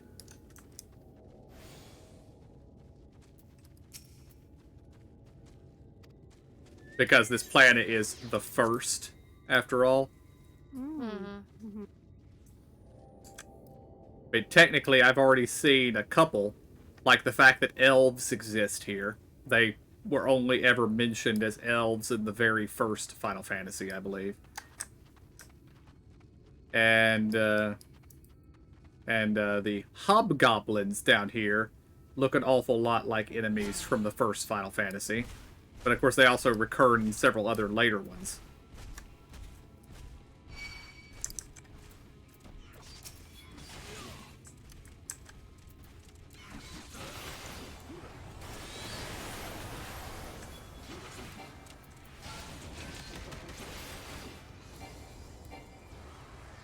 Oh yeah, it's a little bit more rocky. Yep. Heavy metal-y. Yeah.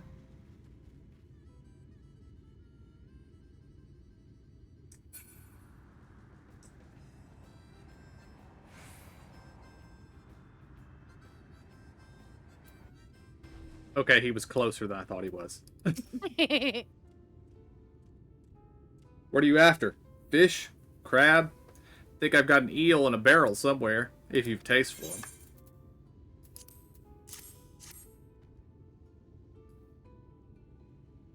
Oh, I do love a bit of thyme. Chuck some in the pan and it's like a bloody festival of flavor. Now, what is it I can do for you?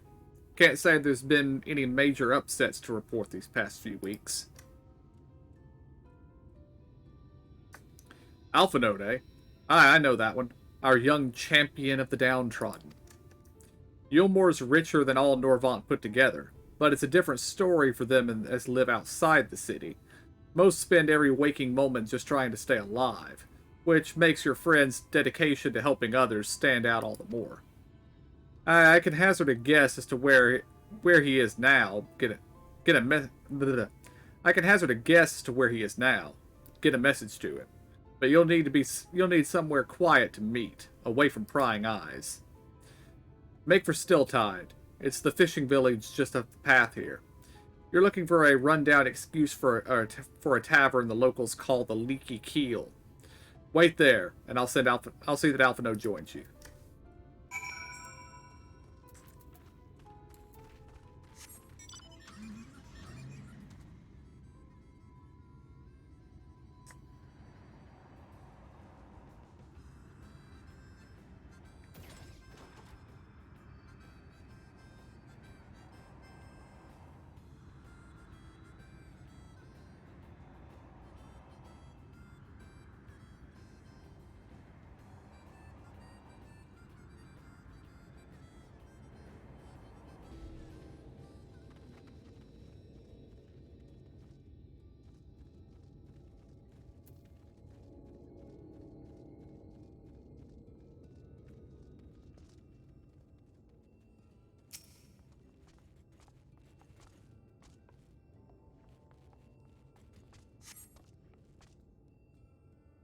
This your first time in the tavern? It's customary to buy a drink if you mean to loiter. What'll you be having?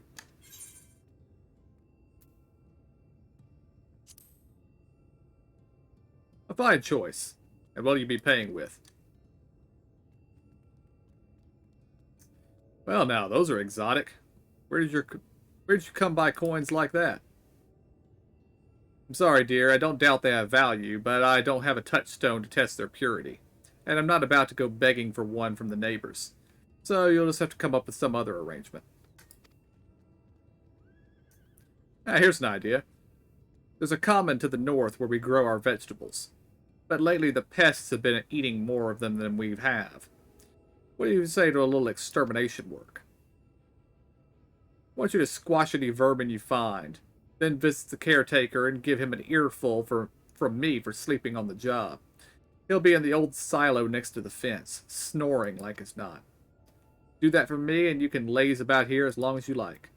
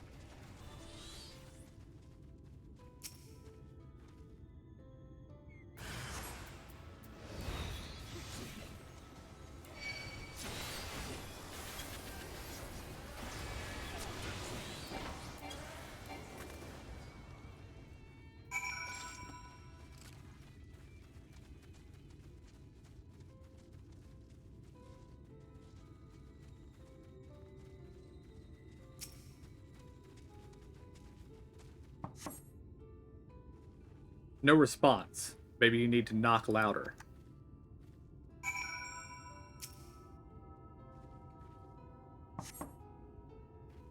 No response. Perhaps the occupant is hard of hearing.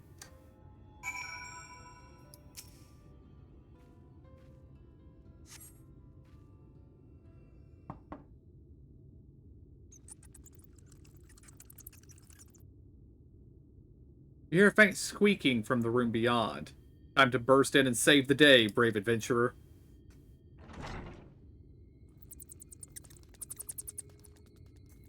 No one is home, and judging by the lack of furniture, they haven't been for some time. The gnawed scraps of vegetables on the floor suggest rats have taken up residence in their absence.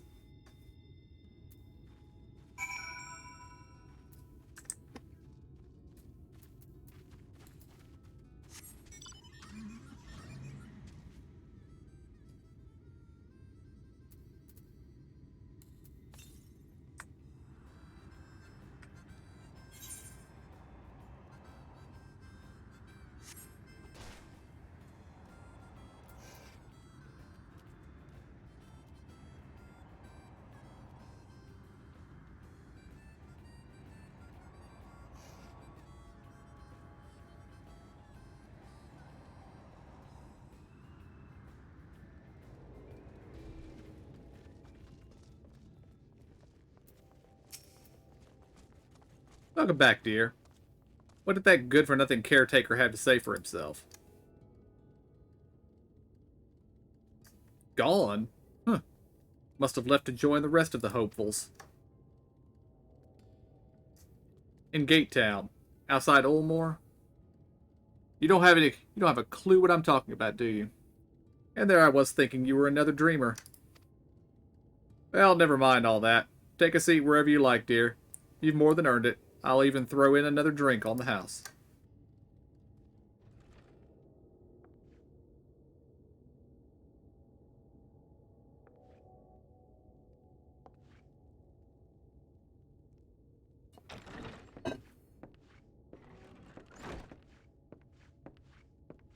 And how is business today, Mistress Theva?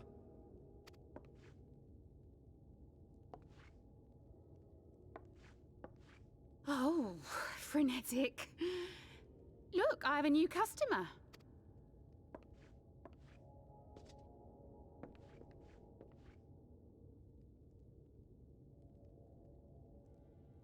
Tis good to see you, my friend.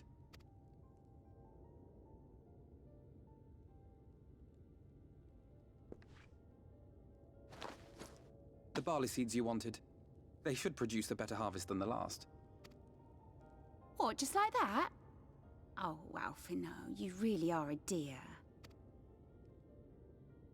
Well, I'd best be tidying up some of those empty shacks before the pests move in.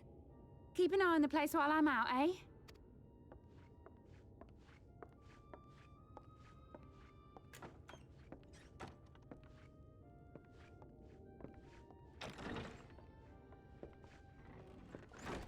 It seems an age since last we spoke. Not since the prisoner exchange in Doma. And Yotsu. It has been even longer for me, of course, if you count the days I've spent here. But the time has only added to the relief I feel seeing you safe and well.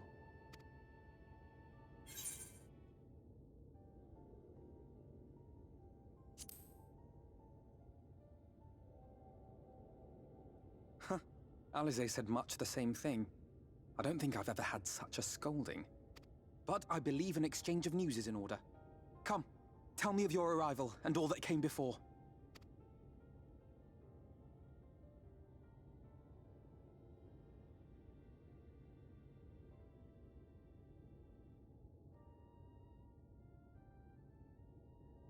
I see. Both the Exarch and Alize told me what they knew of events, but I had stubbornly clung on to the hope that all-out war might yet be avoidable. And poor Tataru. She must be sick with worry. We must endeavor to return as soon as we may. It would be nice to bring her good tidings for a change.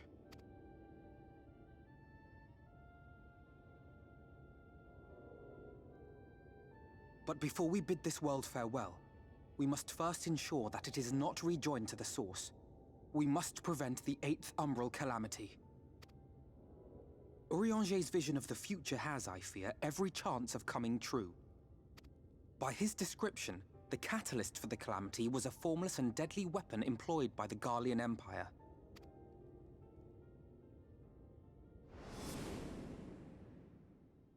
Which can only mean one thing. Black Rose. Gaius was telling you the truth. When we were on the trail of the Ascians, we saw evidence that the gas was being manufactured once more. Gaius was adamant that the project had been scrapped. But so long as there are wars to be waged, there will always be those determined to win by any means. And thus simply destroying the existing stores of Black Rose would do little to alter fate's course.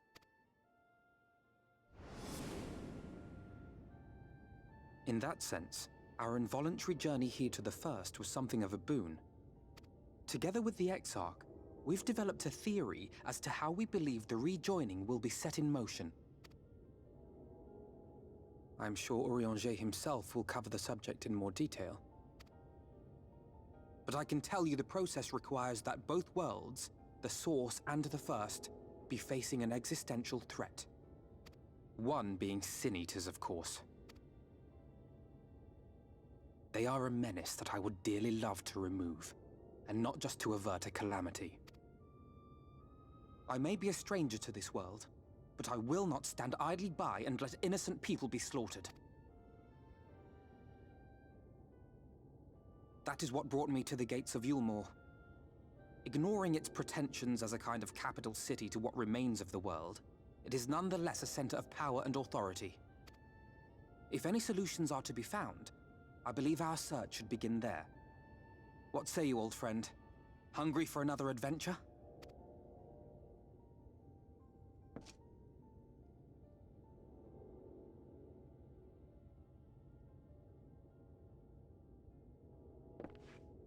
And so we take to the road once more.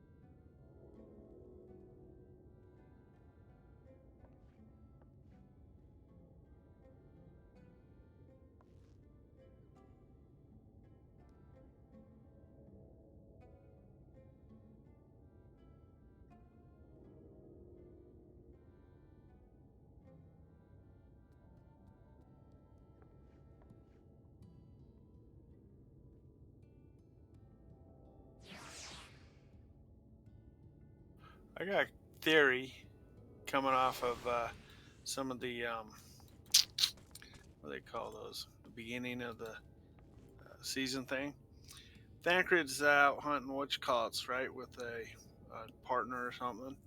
Is Mhm. that Mephilia? Was that little Mephilia? I think it is. Yeah, whoever. Yeah, I would imagine so. Okay.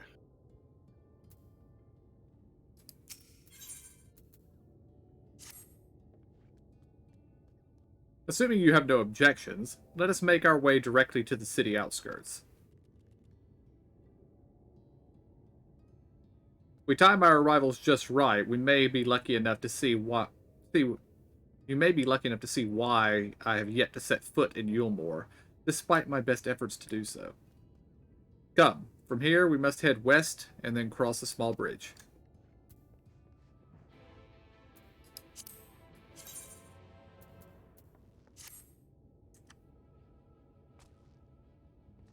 Did you link that because you can make it? She's wearing it. Oh my gosh, you're wearing it. That's funny.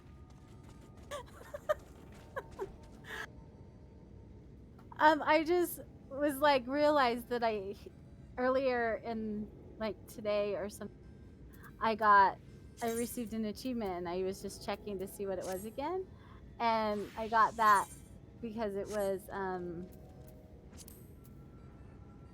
with because having your chocobo out while you adventure and stuff. Oh, I need to put mine out more often. Well, I think that's where I got my helm. Don't you have the chocobo helmet or hat? I don't know. What level did you have to get to, Zora? Or is it just amount of time? It's Bosom Buddies 3. So my chocobo hit rank 10. Oh, I've got... Okay, wait. Hold on here. So where did you look to find that? It's under your characters and then achievements. And then mine was the last 5, so I just hit that. I don't as far as what it goes under, I don't maybe character? No.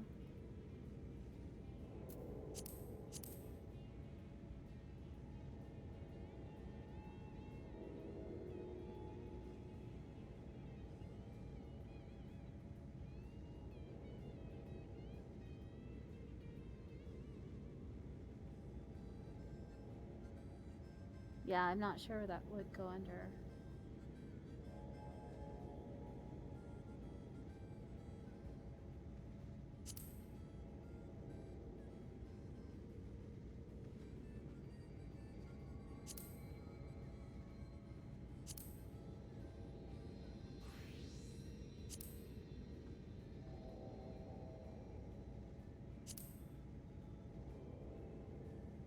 Not sure where it would go either.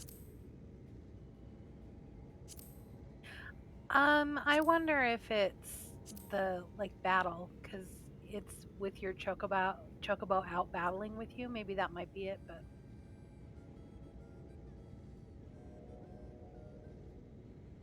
Well, I wonder why I didn't see it sooner though. There it is. Let's see. Rank 2 gives you nothing. That's see your companion chocobo rank to rank 5. And then rank 10 gets you this suit. Okay, where do you see that? I'm in the battle achievements. wow, that was a good guess. Battle under what the? Just battle. Yeah, it was just under battle. The achievements are titled Bosom Buddies.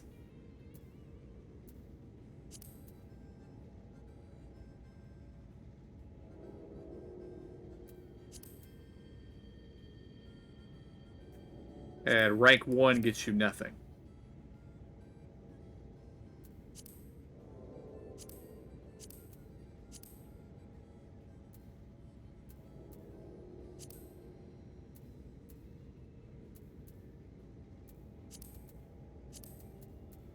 But it doesn't look like rank 2 gives you anything either. Right. Rank 3 gives you the suit. Yeah, so I don't know where you got the... Well, the head came from a just a subscription reward, wasn't it? I don't remember. Maybe. I mean, I think I had the head, so. Mine, I probably threw it in my chest.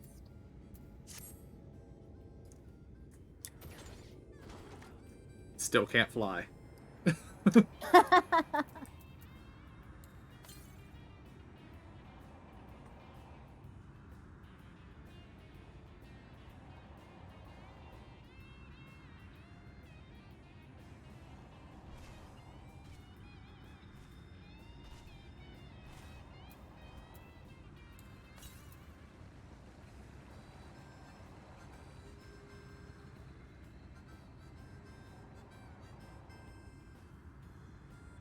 My question is, can they go higher than rank 10? Because I don't know. I'm not getting any more XP off of them, I noticed. Well, if you're not getting any more XP, then rank 10 is probably the cap. Mine's only rank 4, so. Calusia seems peaceful, does it not? Almost familiar. I had a similar impression of the Crystarian. Even in this distant world, people are much the same. Think that whenever a calamity struck the source, a reflection such as this one, with all of its culture and history, was being erased from existence. No! Get away from me! Over there. Quickly, someone's in trouble.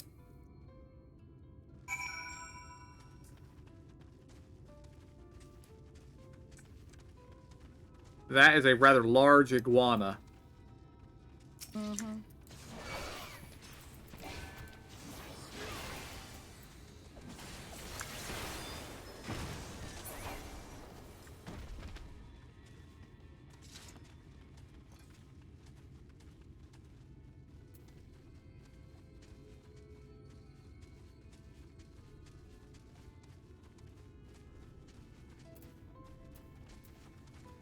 Oh, thank the fates. Look out!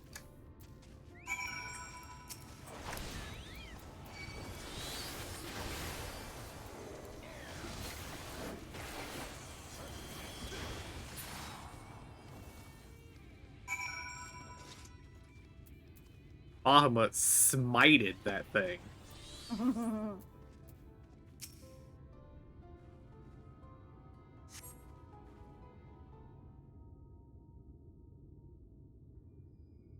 My poor heart. Thank you, young sir. Ah, there you are. In my haste, I lost my bearings. But I see you have the situation well in hand. Fine work. Are you alright, madam? Just a few bruises from where I fell. Nothing compared to what was in store for me before this brave soul came to my rescue. I honestly thought I was done for. My feet are not as swift as they once were. And I knew there was no one left to hear me scream. Not that I let that stop me. I should probably leave my old house behind and queue up outside Yulemore with the rest of them. Doubt those fancy lords and ladies would welcome an old crone like me. Still, even a shack near the gate has to be safer than staying here. One would hope. Either way, I suggest you avoid wandering alone, lest you make the Sin Eater's task even easier. Thank you again. You saved my life. Now I'm sure a strapping lad like you has little to fear, but I won't linger long in this place. There's naught to be had here but cobwebs and memories.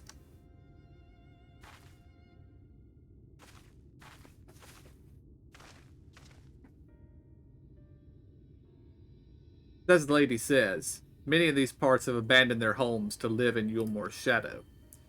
Should the Sin Eaters descend upon this region, there are precious few with the strength to fight them off. Speaking of which, what have you been told of these monsters? A brief history, then. It was not long after the floods swallowed the better part of the world that the Sin Eaters first appeared. Some beastly, some beauteous. Yet regardless of that form, all seem incapable of speech, and are all driven by the same insatiable appetite for mortal aether. They are predators, and we are their prey. Calusia suffers from far fewer attacks than most regions, but even so, the list of Cinear's victims grows longer by the day. A tragedy without end.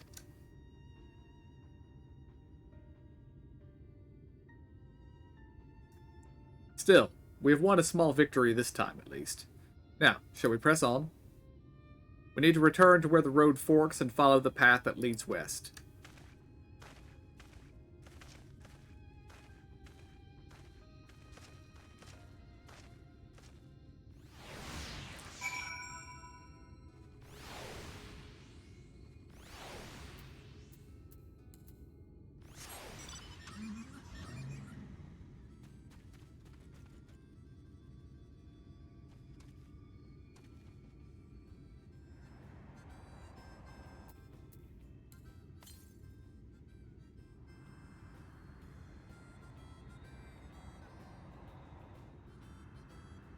I like that mount.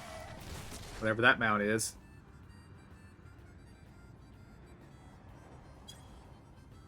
Kind of a golden phoenix. Mm-hmm.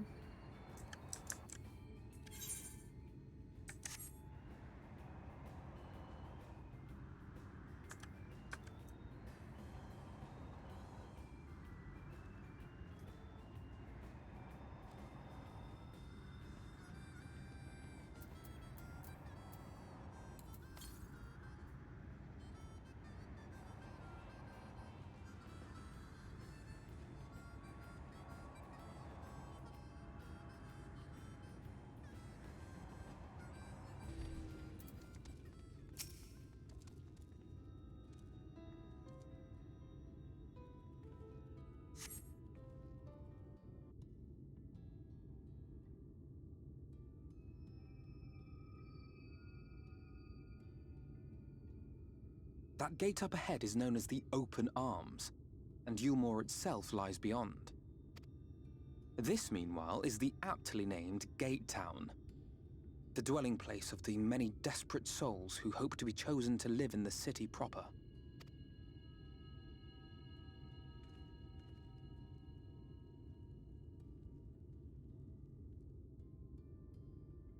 Ah, I thought I recognized you. Brought a new friend, eh?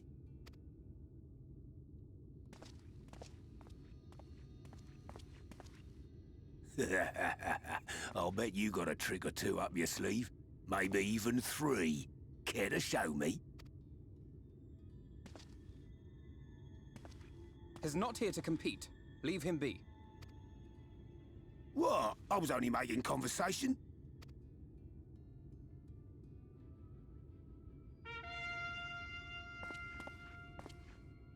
Ladies and gentlemen, your attention, please!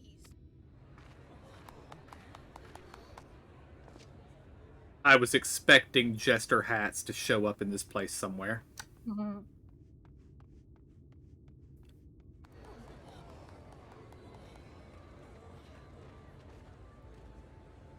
Greetings to our hopeful petitioners, one and all. Yulmore extends its warmest regards. Let it be known that a lady of distinction wishes to dine on fish divine. We seek a master culinarian who can guarantee seafood perfection. Dazzle the matron with your delicious dishes, and life in the city will be yours to enjoy. Even on days when fish is not on the menu! Who among you will answer the call? Name yourself or another. We may not at all. Fish, is it? Was there anyone? What about that girl? Do you recall how I said Yulmore was a center of power and authority? Well, that is not the only reason for its fame. It is also known as the City of Final Pleasures. The noble and the wealthy who survived the flood gathered here to live out the rest of their days in decadent abandon. A poor man could sooner pass through the Iron Needle than Yulmore's gates. The only way the common folk can enter this perverted paradise is if they fulfill the whim of one of the privileged. And so they are picked over like market produce.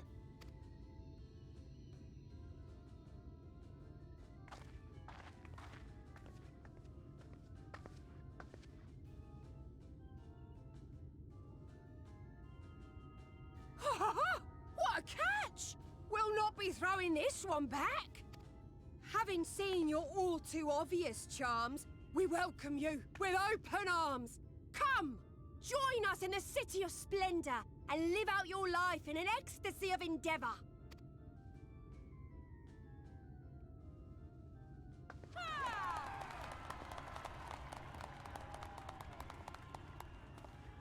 Oh, just look at those expectant faces. What could you possibly be waiting for? Well, what have we here? An extra share of meal to celebrate our newest resident!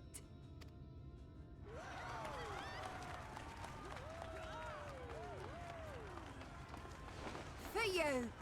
Ah, look! Enjoy! Thank goodness. Meal is a foodstuff which Yulmore routinely doles out to the people of Gatetown, and apparently a staple for its citizens as well. Many here rely on it to survive in these times of scarcity. Yet the whole arrangement just seems... well, let's just say it leaves a bad taste in my mouth.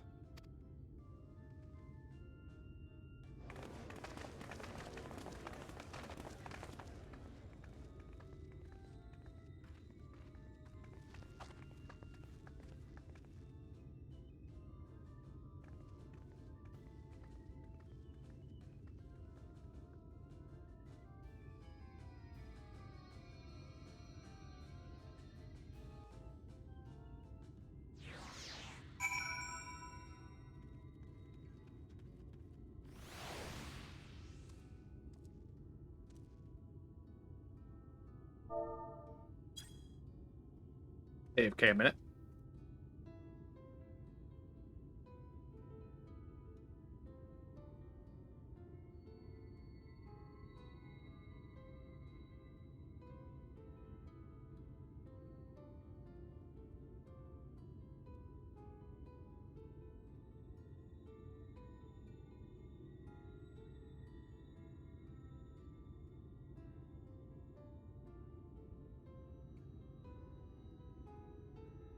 Okay, who's smiling at me?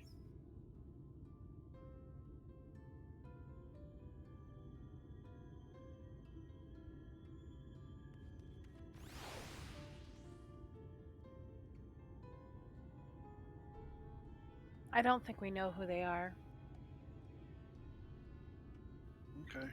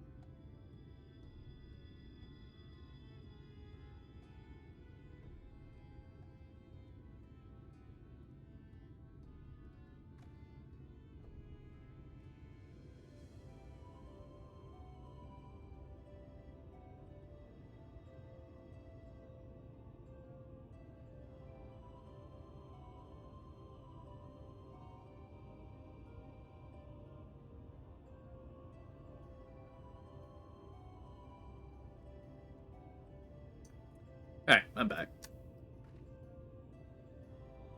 Welcome back.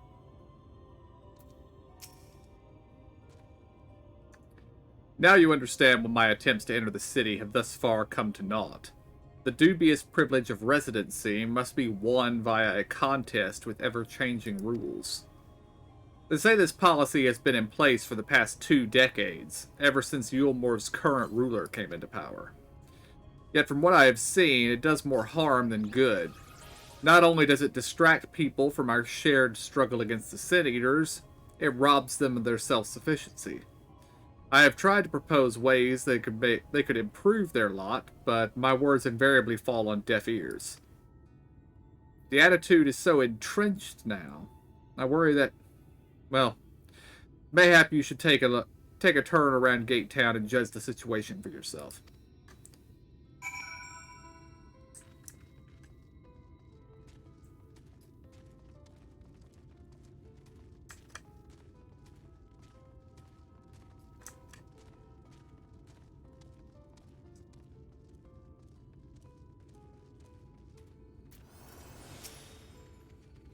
Still here, are you?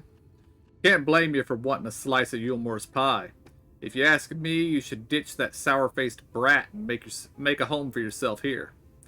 Gate Town's not so much to look at, aye, but at least it's safe, and the meal is the best thing I've ever tasted.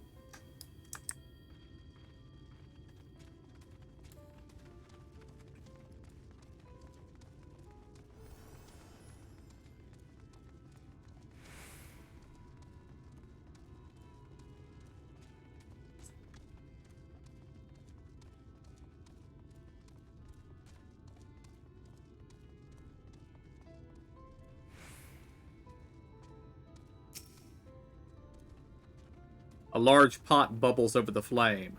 Pale chunks, meal, you realize, float in the otherwise plain broth.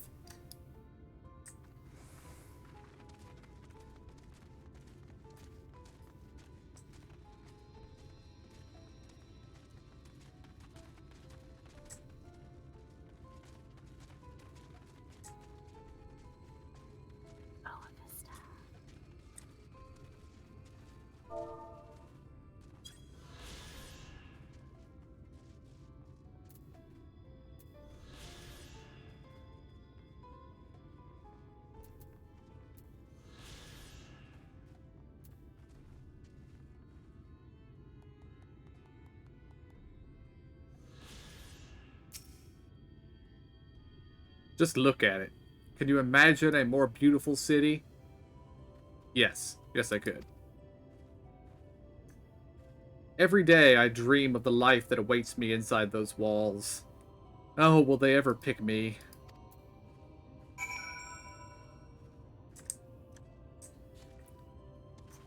I would guess no, they are not.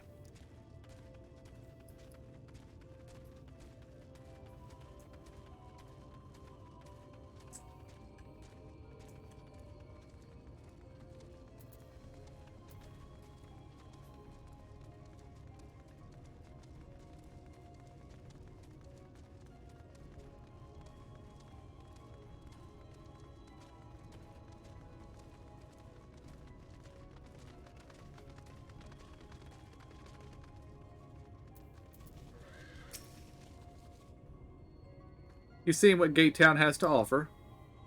These people can no longer fend for themselves. They've become dependent on handouts of meal, and believe Yulmor is the answer to all their woes. Yet no matter how I frame my encouragement, they seem unwilling, unable to conceive of another way of life.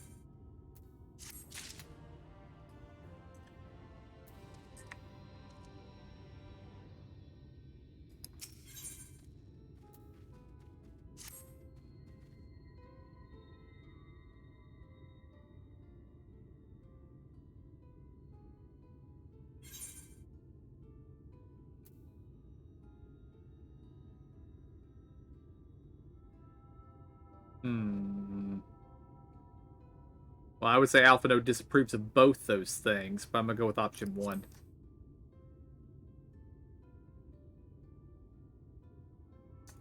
Disapprove? It frustrates me, certainly. That is only part of it, though. The whole situation makes me uneasy. Not that it matters. However unjust the system seems to me, if these people claim to be content with their lot, it is hardly my place to criticize their choices. But take that elderly lady you rescued. Does it not seem that those who have chosen to forego Yulmore's largesse are doomed to suffer for their independence? In the end, they are all but forced to seek refuge in Gate Town, and so hamlets and fields across the island are left empty and untended, hastening the region's descent into ruin. Nay, I am not convinced that Yulmore's generosity truly serves the best interest of Calusia's people. I am not so naive as to think there is some miraculous solution to all this. Yet I cannot help but frown at the sight of hard-working villagers struggling to survive, even as the chosen few rejoice at at being plucked from poverty by the hand of a capricious noble. There has to be a better way. I will not know for sure, however, until I have taken those long-delayed steps through Yulmore's gates. It is fortunate that you arrived when you did. I have been working on a scheme to insinuate myself into the city, and if all goes to plan, it should soon come to fruition. There's a beast tribe who makes its home in the seas surrounding the island. The Ondu, they're called, though you and I know them as the Hagen. For the most part, they keep to themselves in their ocean grottos, and rarely have dealings with the land dwellers. But, as Tartaru took such great pains to impress upon me during our stay in Kugane, business favors the bold, and so I reached out to them. I duly discovered that the Ondo are inordinately fond of land-grown produce, fresh fruits in particular, and when I offered to procure such goods for them, they promised to pay me in pearls. An attractive business venture for a prospective investor. Would you not agree? Surely, even the most jaded Yulmoran lord would have time for a merchant who can make pearls from plums and pumpkins? Yes, I've come a long way since my days of buying samurai swords without first negotiating a price.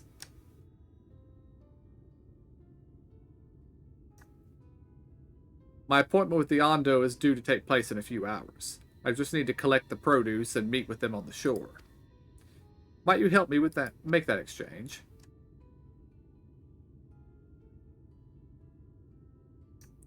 Excellent. I should be glad of your company. First things first, then. We must pay a visit to Moshamao, my supplier in Right. Come, it is to the northwest of here.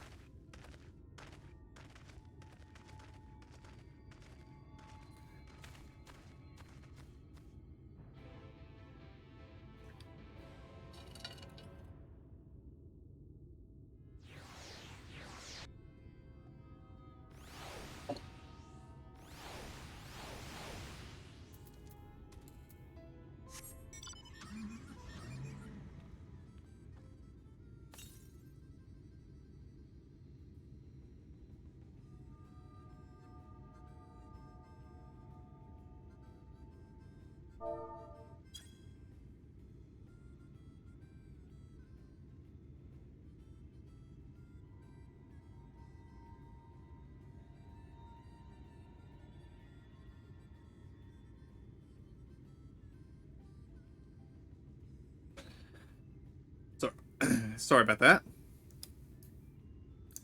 Hey, I'm back.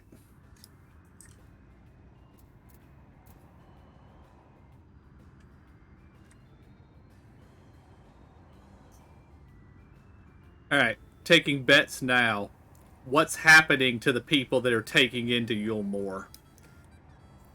Are they being given exactly what they're saying they're being given? Are they being turned into slaves? Or are they being processed into food? Soylent Green. Oh boy.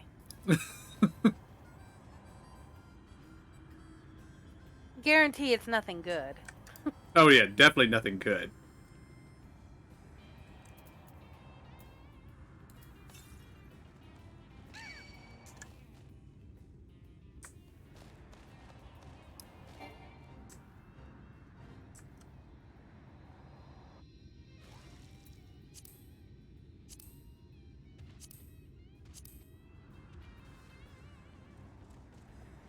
I actually believe in Shadowbringers we're going to be required to do some of the fates. But apparently the system hasn't unlocked yet. So.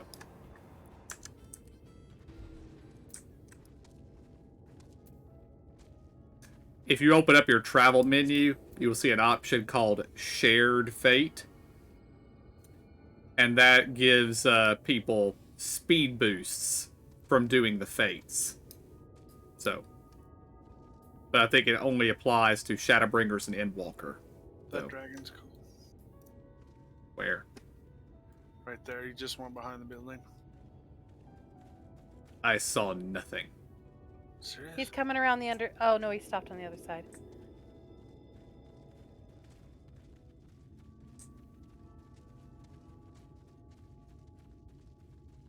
And he is dismounted. Ah, little bugger.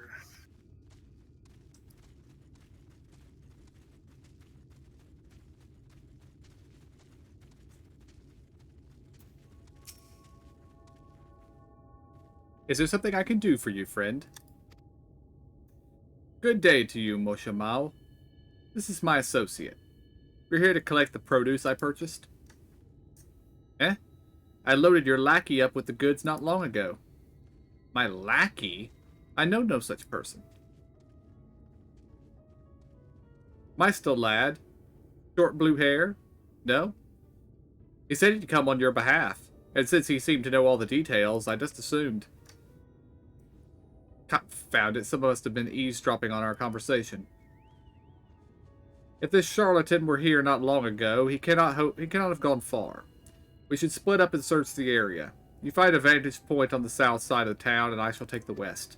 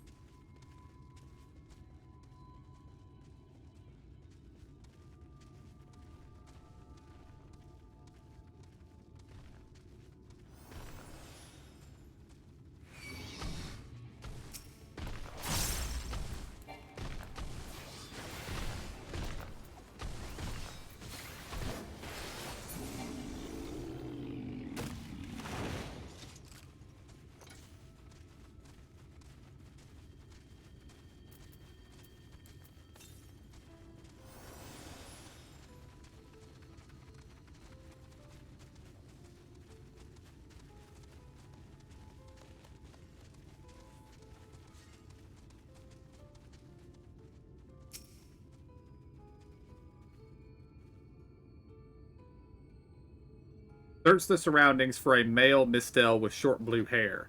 You may move the camera as well as zoom in and zoom out. Target a likely suspect and inspect him with the mouse click.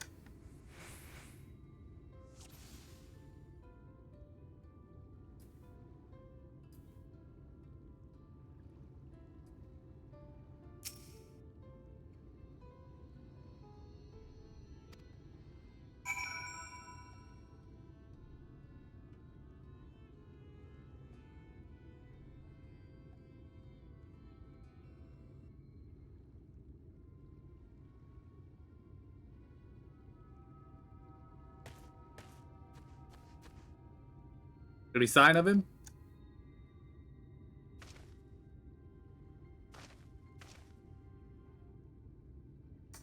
You have a keen eye. Let us move in before he makes good his escape.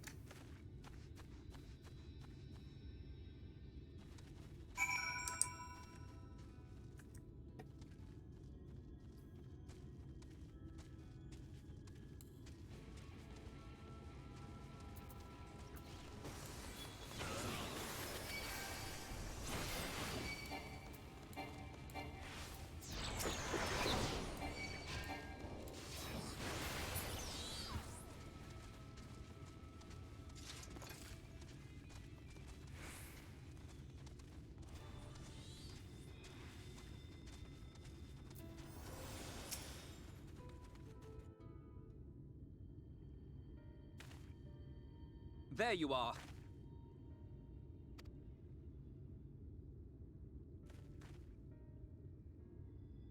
The thief who claims the harvest on my behalf. Hand it over.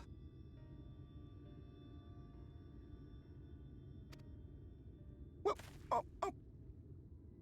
forgive me. I have to get into the city.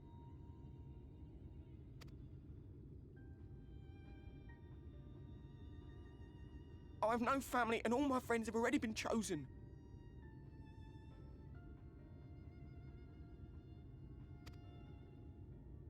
No one here gives a damn about me. When the meal gets handed out, I'm lucky if I get a smell of it.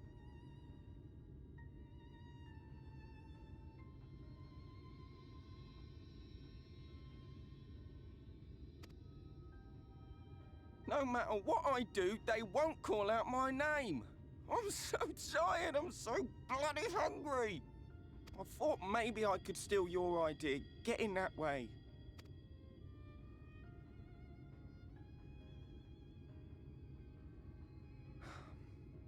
What is your name?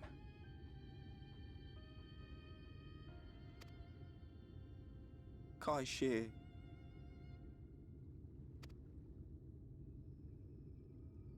Tell me then, Kai Shear. Must it be Yulmore or nothing?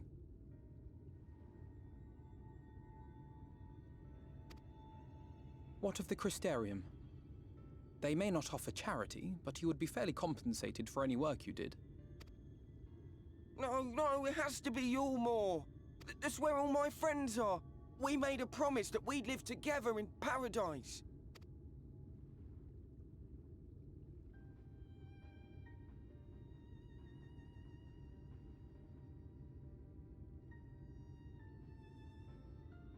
I was to make my deal with the Ondo at the Clave. Listen carefully, and I shall tell you my plans for the business, and how best to arouse the Yulmoran's interest. You'll give me your place? Just like that? I'm giving you a chance, nothing more. What comes of it is entirely up to you. I understand. Oh, thank you, thank you!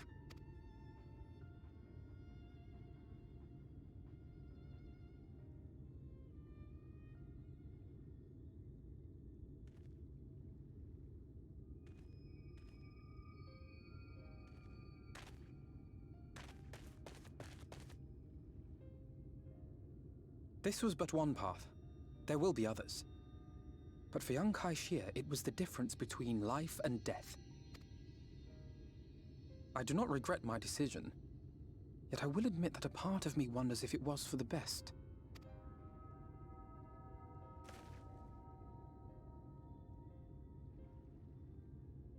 We strive to bring swift salvation to this world, that countless lives might be saved, not least your own. Even if it came at the cost of one man, should I have forged on regardless?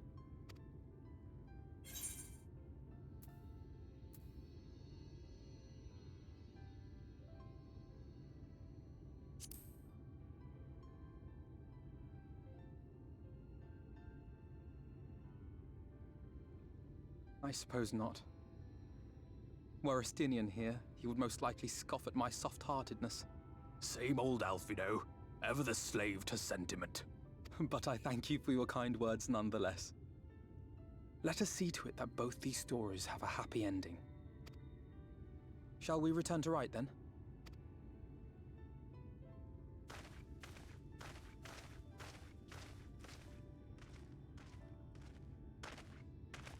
Is that?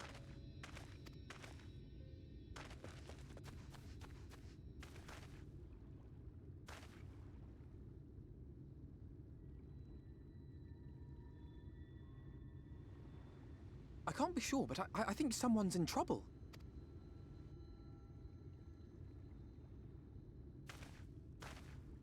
Come on, they may need our help.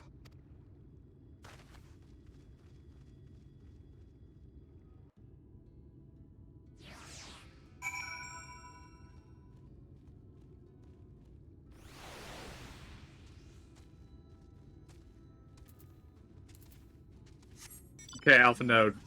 That was a good Estinian impersonation.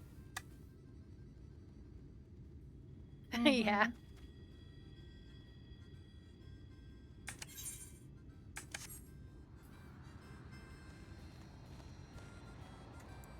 I assume everybody got the Estinian impersonation, right? Mm-hmm. Yeah.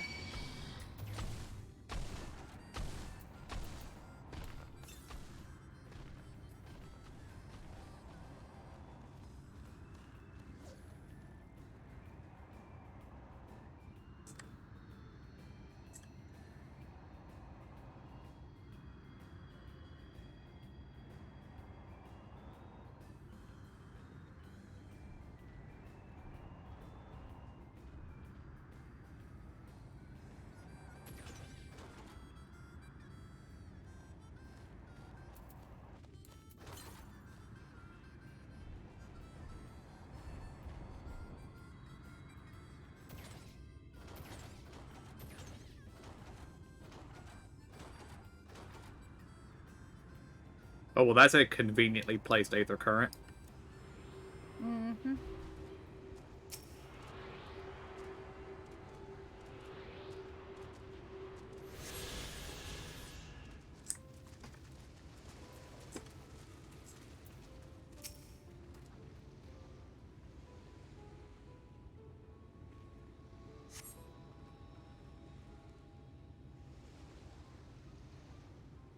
This should take care of the worst of his injuries. Mercy. Mercy, I beg you.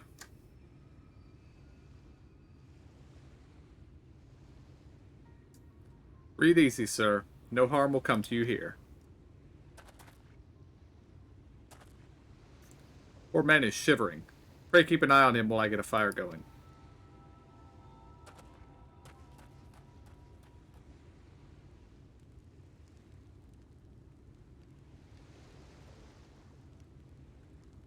Thought for certain I was dead.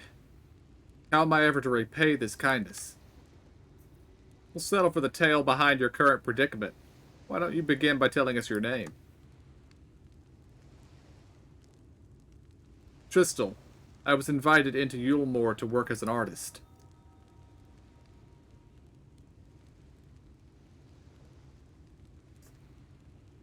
A wealthy couple took me in to paint pictures for them. But when my style proved contrary to their taste, they just as quickly turfed me out onto the street. I was left penniless and patronless, a grave sin in Lord Valtheri's city. Within days, they had brought me before the man himself, and he asked me what I meant to do. Dejected as I was, I told him that I wished to leave. Little did I know how soon he would grant me my wish. They flung me over the balustrade into the God's damned ocean.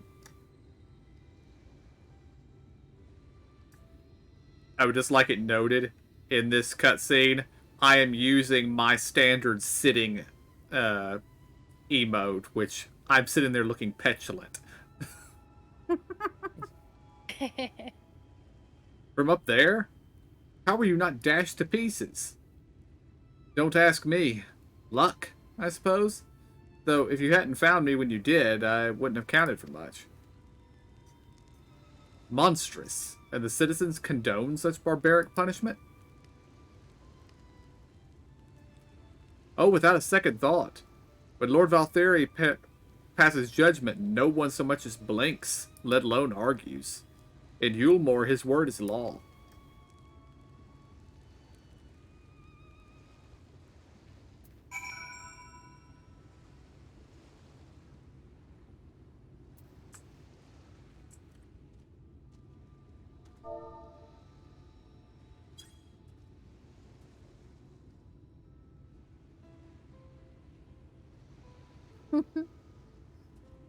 I was sitting there just like this.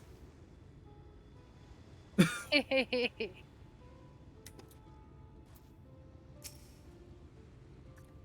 more I hear about Yulemoor, the more determined I am to see what waits within its walls.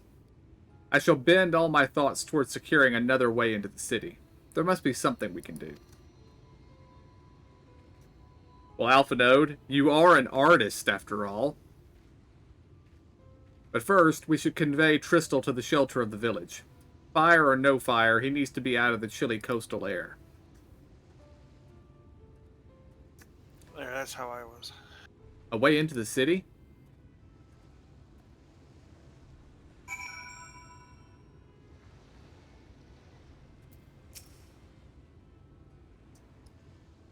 Okay, I feel the need to kill this thing just because its name looks like it's actually a name.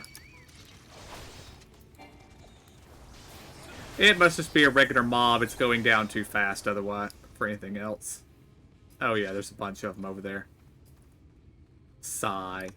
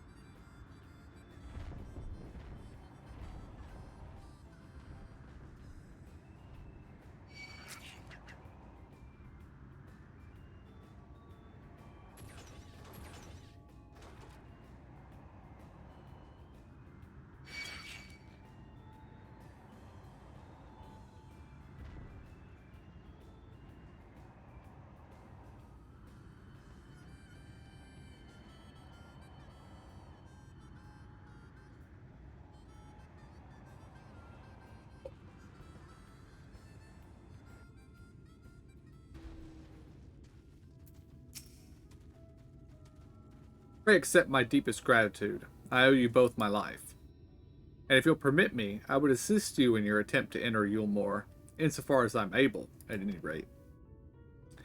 To be frank, the thought of sending my saviors into that awful place makes me sick to my stomach, but since it's plain you've set your minds to it, you should take this. It's my favorite paintbrush.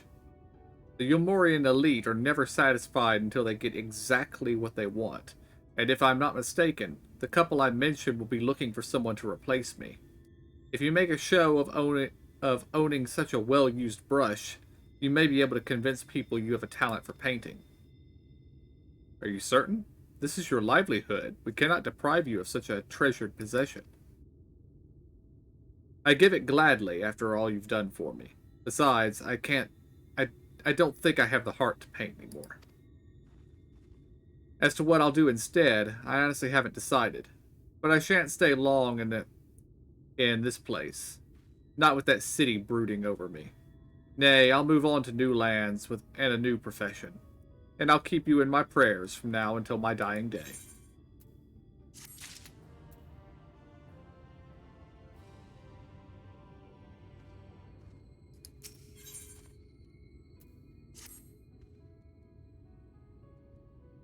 They say kindness is its own reward, but Trystal has repaid us with a gift as timely as it was unexpected.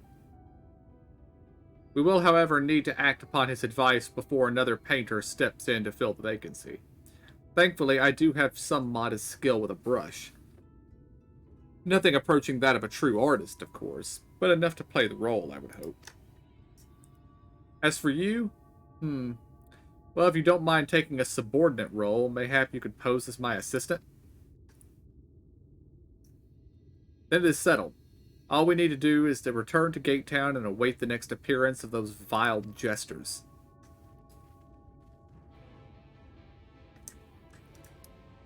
Don't forget to get the Aetheryte over here. Oh yeah, we did forget to get that when we were here before, didn't we? I think KJ got it. But I got it, but... I also see there are 2 unlock quests in here. Probably for Aether Currents.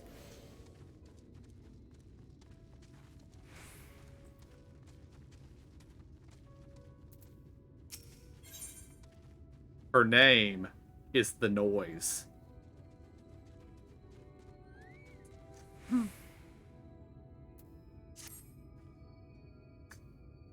Oh, who are you? Forgive me, it's not often we see travelers in Rite, what with how dangerous it is hereabouts. I even worry for my husband taking the road down to the shipyard, and he's as strong as a Talos. He has been gone for a good while, though. If you're headed that way, could you please let him know his wife is expecting him at home? I'm just gonna tell you straight up, he's dead. Yeah, yeah. Either that or he ran away from the noise. Oh yeah. Kept him up all night. Excuse me, but you're the gentleman Alpha Node was traveling with, aren't you? I'm sorry, I didn't quite catch your name. Ah, how lovely to meet you. My name is Euless, and I'm the acting village mayor. I was hoping someone of your talents would pass through right before long. The thing is, I need to visit someone up in Stonegazer, but I'm afraid to walk the path alone. Could you provide me an escort? My thanks. I just couldn't bring myself to ask one of the villagers. You see, there was an incident a while back where a veteran band of hunters was badly mauled. Simply mentioning that it's unsafe to wander outside the village these days would be enough to bring back memories of that grisly scene, which is why it's been so difficult to even bring up the subject.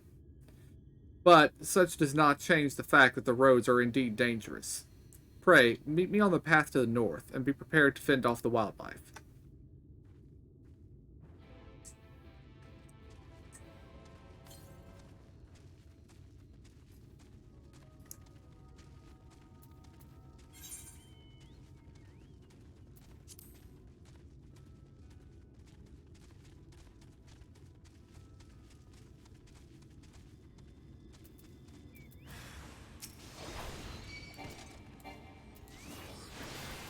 You're being attacked by a dodo bird, Euless. It's a 75th level dodo bird. Come on now. She's just an NPC. True, true. What did I tell you? I was barely 10 steps out of the village. Come, let us hurry along before more predators have a chance to gather. Oh, more predators are going to gather.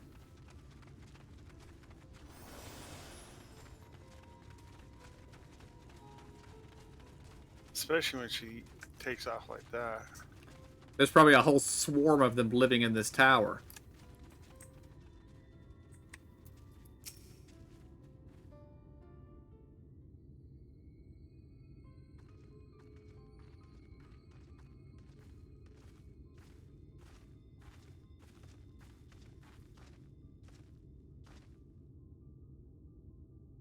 Thank you for the escort. This is the gentleman I wish to speak with, so we needn't go any further. Salut.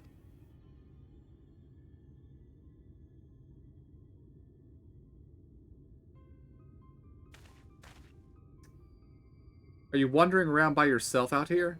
You know what kind of creatures lurk beyond the borders of the village. Ah, well if it isn't Cleefdoll's little girl, something I could do for you, lass. Yes, sir. I came for an answer to my proposal from the other day. Have you given any thought on taking over as village mayor? I'm doing the best I can in the interim, but I have neither the age nor the wisdom to continue in the role, and the rest of the villagers agree with me.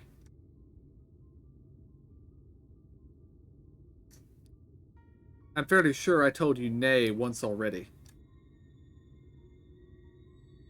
But seeing as you found a guard just so you could come talk to me, then mayhap I will consider the idea, in exchange for a few small tasks. You will. Please, tell me what I need to do. My friend Clifdoll, your dear father, was looking for a sickle to cut some rope. Would you mind skipping back to the village and borrowing one for me? Why would you... I mean, a sickle, was it? For cutting rope. That shouldn't be too difficult. I had only meant to ask you along for one trip, but if I'm to complete these tasks, would you be willing to indulge me a while longer? I have a 7-foot-long sword here. I can cut all the rope you need cut. Do we need to go back to the village?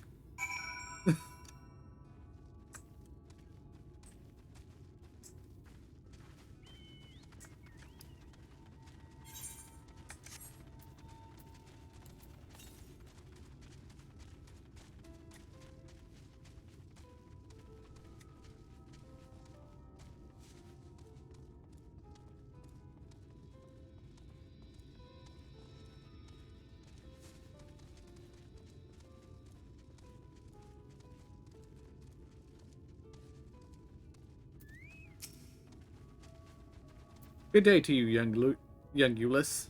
You look a little flustered, dear. Was there something I could help you with? And a good day to you, madam. I was hoping to borrow a sickle. Is that all? Here, you can take this one. I've several spares, so there's no rush in returning it. Doing a spot of harvesting, are you? Why, thanks, but it's not for me exactly. I was asked to bring one for my father. Your father? Shadows save me. Forgive me. If you're to accompany me in these tasks, you deserve to know the whole story. It was my father, Cliftal, who was the former mayor of Wright. And the incident I spoke of earlier was something that happened a year ago. One day, a stray sin-eater came prowling around and slaughtered nearly half the village. It was a waking nightmare. Some of the villagers blamed my father. They said it was because he refused to accept the protection of Yulmore. The sheer scale of the tragedy and the accusations that followed wore away at his conscience until finally he could bear the guilt no longer. He hanged himself. Siluk, the old man who we spoke to, his closest friend, but considering how he worded his request, it seemed he's reluctant to accept the fact of my father's death.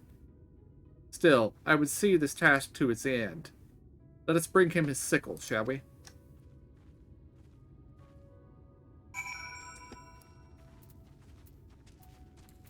Creepy.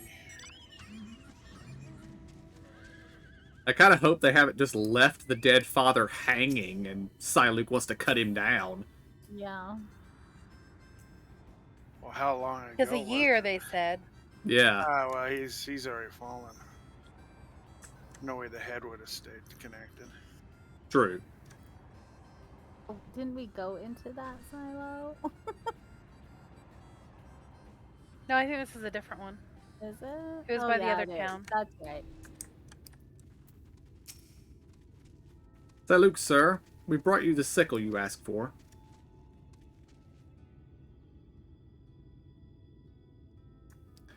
Oh, good, good. Old Clifton will be glad to see this. Oh, sir. Thank you for starting with me. This might be harder than I expected.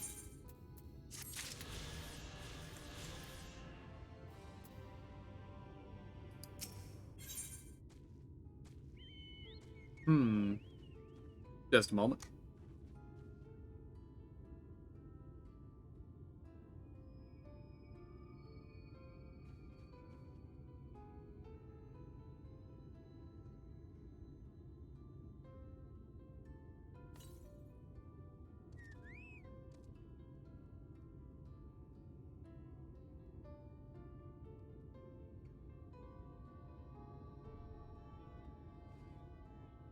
Alright, I'm not going to take this quest for now, just to save space. This leads to a beast tribe unlock.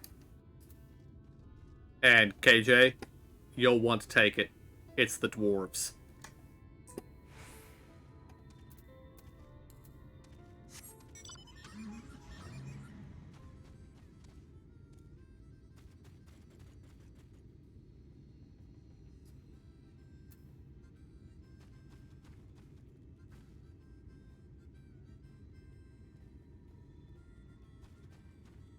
I was right next to the car, honestly.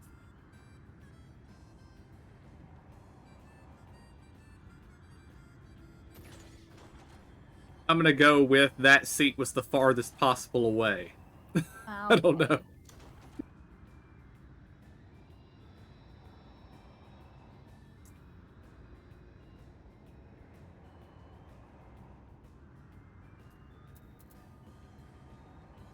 That guy's dressed up nice. He was. Of course, I was heading for the Alpha Node quest and not the Aether Current quest, so...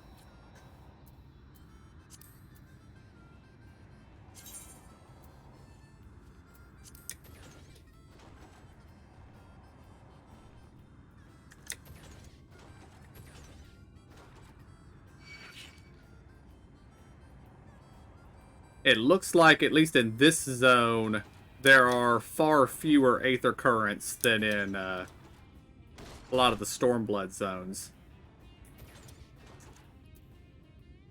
I'm not sure whether that's because they've just reduced the number, or maybe there's more zones in Shadowbringers. Huh? Something I could do for you, stranger? I'll beat you with a hammer. Has it been that long?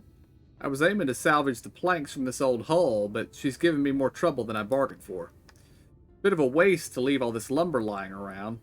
Not much call for seaworthy ships, since the light ate up half the world, you understand. So I reckon it were better for a woodworker like me to be put to good use. These boards, though, they're so tightly joined, I can't pull the bleeding things loose.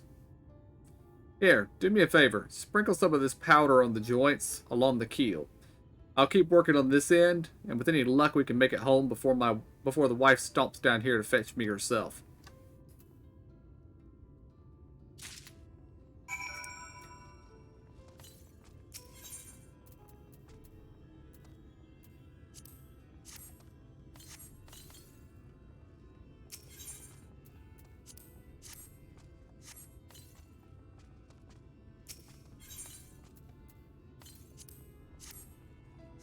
I need to dig through my quest log and find out what some of these key items I'm still carrying around are for. Yeah, I hate that.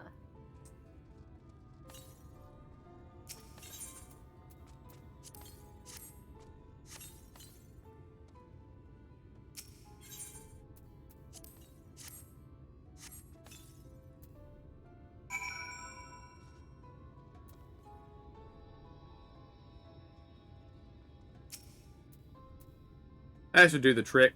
Powdered fire crystal is the best thing for melting wood glue. Just pour on a little water and the steam will take care of the rest. This ought to be a one-man jobs now, thanks to you. Oh, and if you could let the noise know I'll be home within the hour. Then you'll have helped me out of 2 rough spots today. I'm guessing it's actually Thanois or something, but she will always be the noise to me.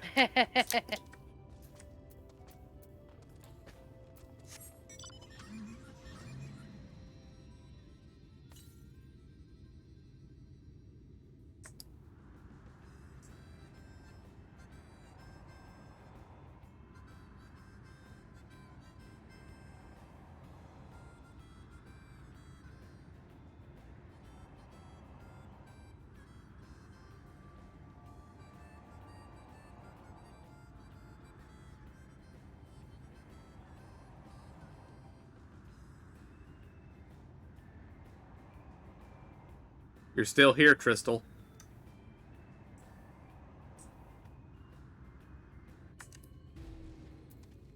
Hasn't figured out where to go yet.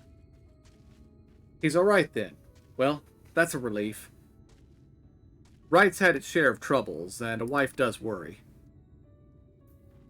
What? He had you helping strip planks? The cheek of that man. Still, we're lucky his father taught him the trade at all, even if he uses those skills to take ships apart instead of building them. The woodworker puts food on the table, so I'm grateful to his family for keeping up their traditions. And I'm grateful to you for bringing me peace of mind. Please, take this for your kindness.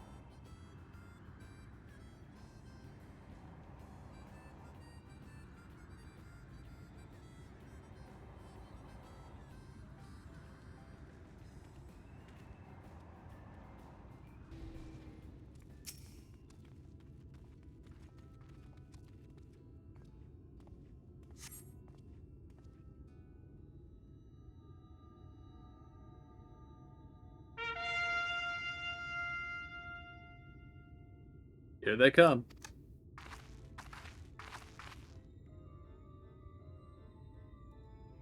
Ladies and gentlemen, your attention once more. What a day it's been for the folks at the door. We've welcomed a peddler who made pearls from a plum, and now we've a place for a painter of a plum. So come along and don't be slow. It's time to let your colors show.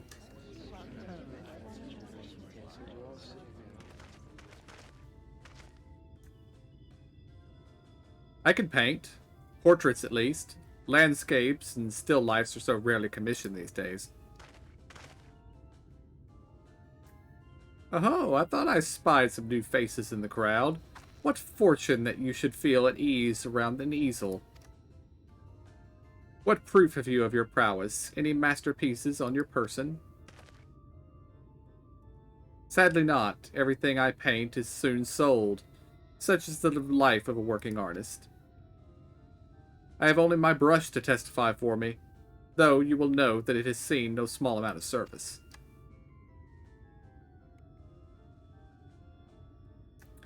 Oh, flecks of paint, both old and new. A tool much loved and much used.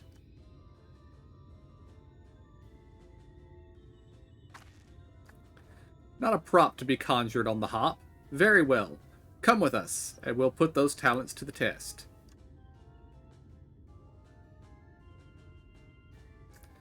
And who is this hanger-on? Well-wisher or parasite? Or this is my assistant. He whose unfailing support allows my art to flourish. I will go with him or not at all. Parasite, then. We shall leave his fate in the hands of your new employer. It matters not a whit to us. And having filled our latest vacant space, we retire to Yulmore's sweet embrace.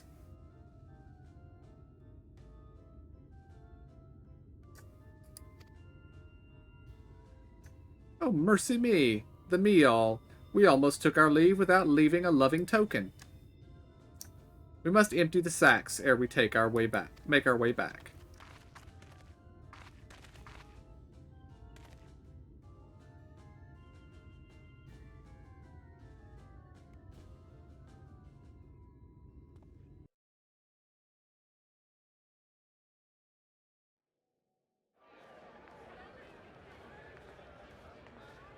Redemption is beyond us.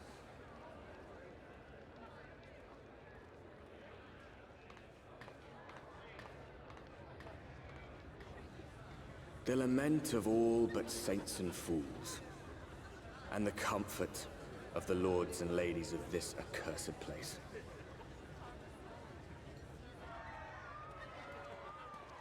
Once they held fast against the madness, only to embrace the coming cataclysm and delight in the end of days.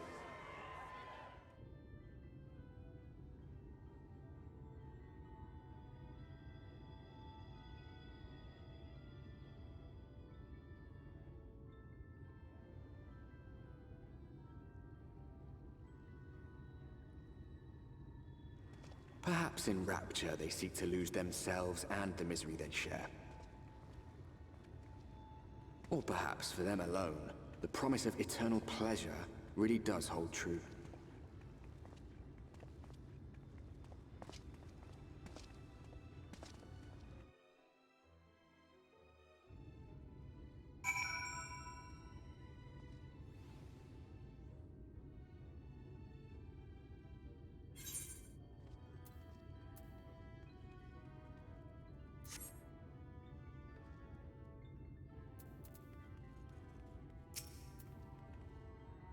Welcome, welcome to the city of final pleasures. Feel free to weep at its magnificence. No? Not even a single tear? Moving right along, then. Our first task is to register you as residents. You know, make it all nice and official. We'll smooth the way, so you just need to put on your happy faces and head through to the joyous hall.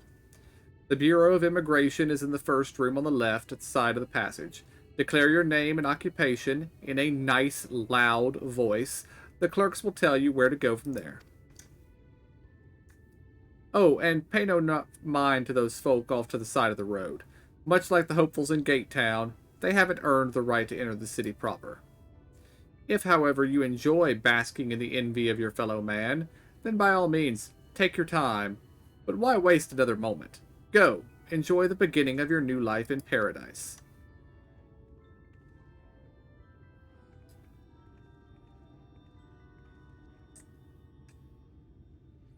The Bureau of Immigration, was it? I suppose we had better show ourselves willing for the time being.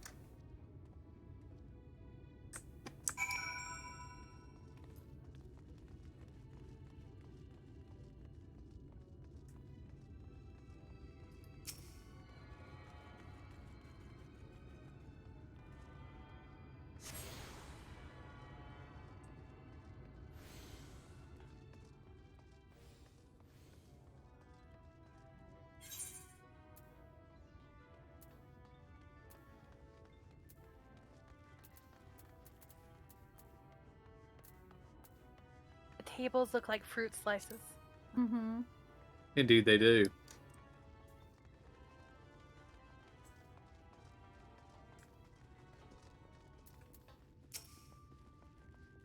Alright, how'd you guys get in there? Oh, the door open right here.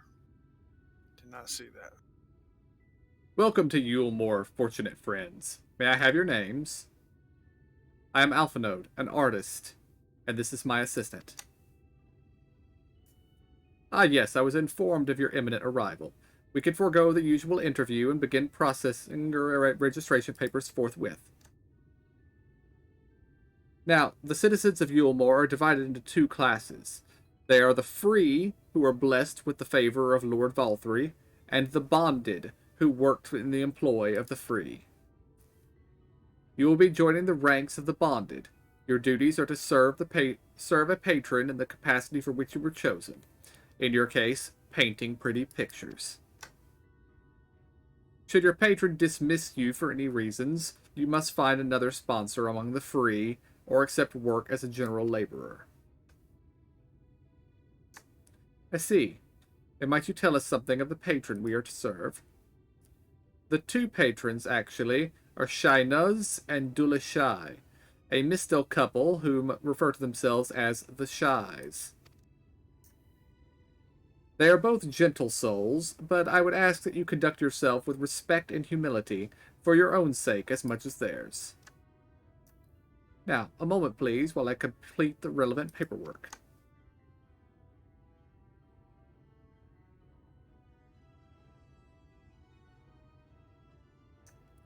All in order.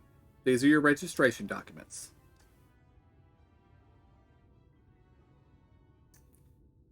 Take those papers next door and submit them to the clerk. Once they've been stamped, you will officially be Ulmurian citizens. Enjoy your new life in paradise.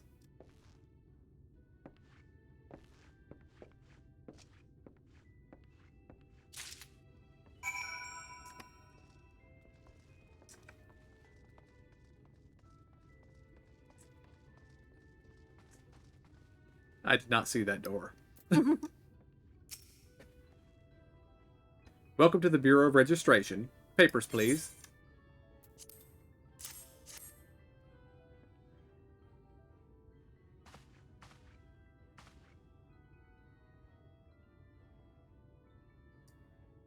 What have we here? Alphanode, artist, and artist's assistant. To be employed in the service of Lord Shainuz and Lady Dulashai. Yes, everything seems to be in order. Your registration is hereby approved. I think the best that we can deliver you to the... I believe it best that we deliver you to the Chai residence before...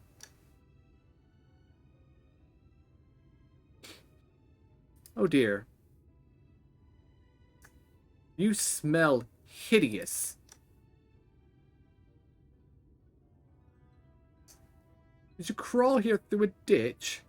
It's like an unholy miasma of dust and sweat and the musk of some unwashed beast. Proceed directly to the delousery next door and scrub yourselves clean. Use whichever showers are free. After you've rinsed away that stench, you'll want to splash yourselves with this perfume. liberally.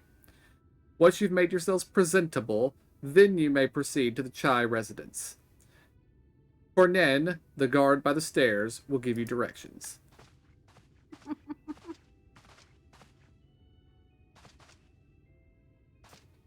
I hadn't realized we were so aromatic.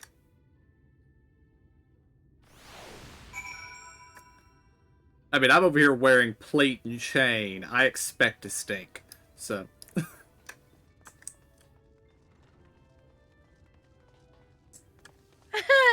Alpha Note is like standing there contemplating. It's funny.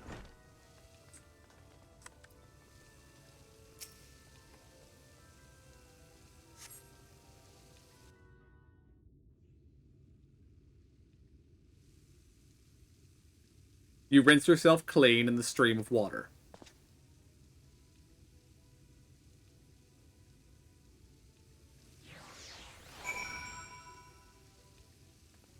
And then put your stinky clothes back on. No, absolutely. I'm actually glad this was an opportunity for them to steal our stuff. That was kind of what I was expecting, actually. Oh, we just push the button. We don't have to actually find something. We have a button to put the perfume on.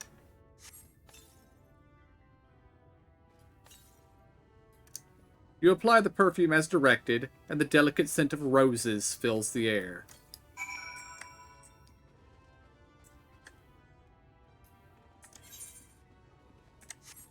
Alright, let's see. Alpha Node behind. Gotcha. I was gonna say, we have some other aetherites to pick up before we go upstairs. So. Oh, you've showered and dressed already, have you?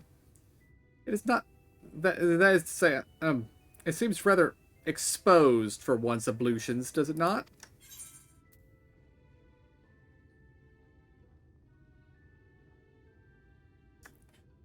Ooh, all of these are good.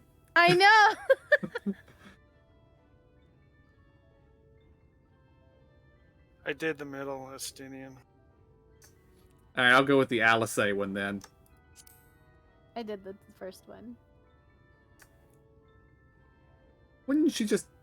Very well, I shall endeavor to emulate her boldness then. Courage, Alpha Node.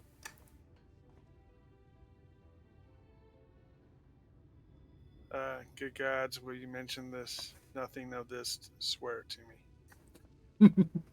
Fine, just a quick rinse.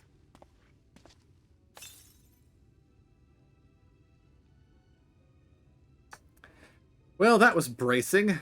I believe the lingering smells of the road have been successfully expunged. Shall we go and present ourselves to our new patrons, then?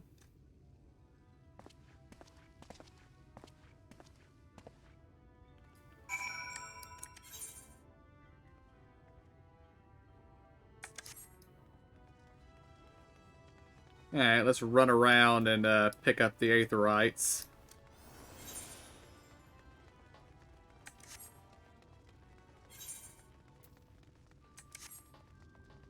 Is there any out here? Yeah, there's 2 of them around the corner.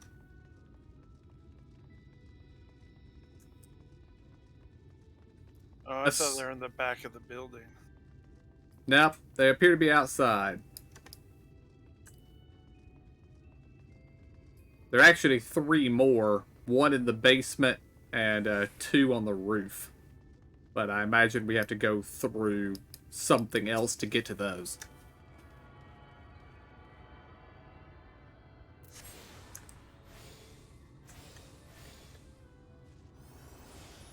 Well, this is certainly not a pleasant place.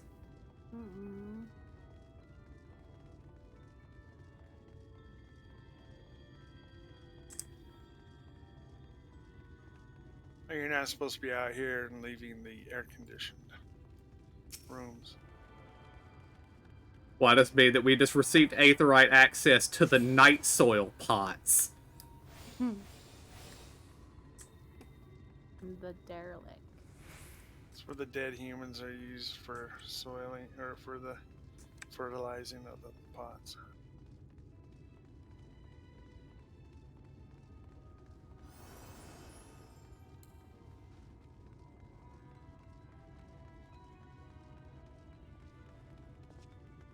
There's a vendor over here. I want to see what they sell.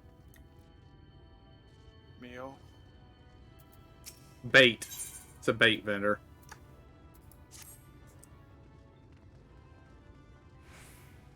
My fishing is not high enough level to use it, so...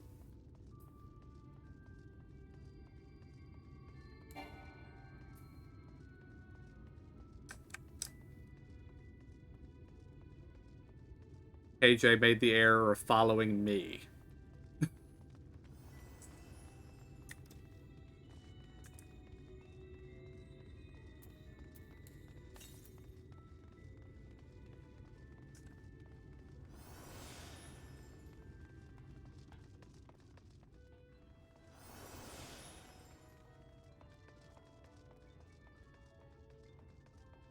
I ignored the quest giver and went upstairs. Because there's aetherites up here.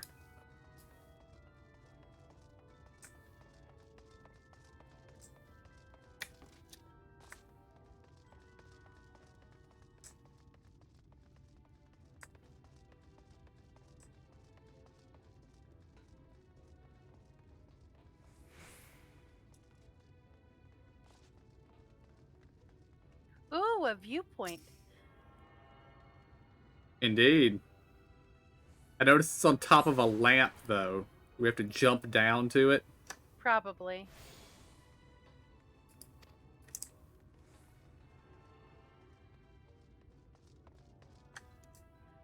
Probably from up above, but maybe from here.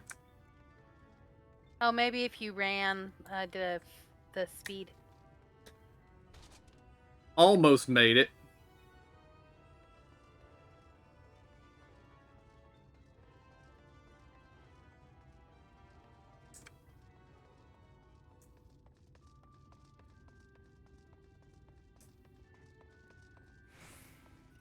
Turkey.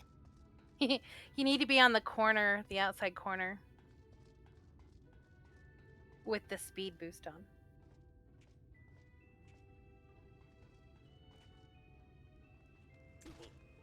Or jump from higher up. Okay, that works too. I missed it, but I overshot it. So.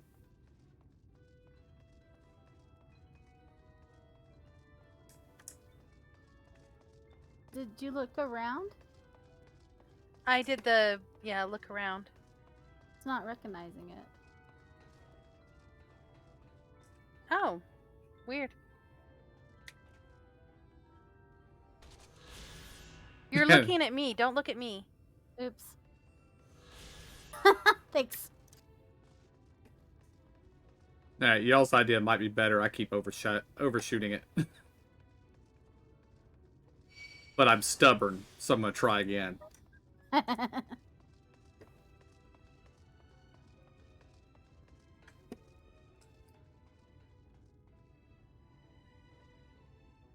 wonder if I don't jump, if I just sprint and run off. Well, it helps to actually press the sprint button, which I did not do.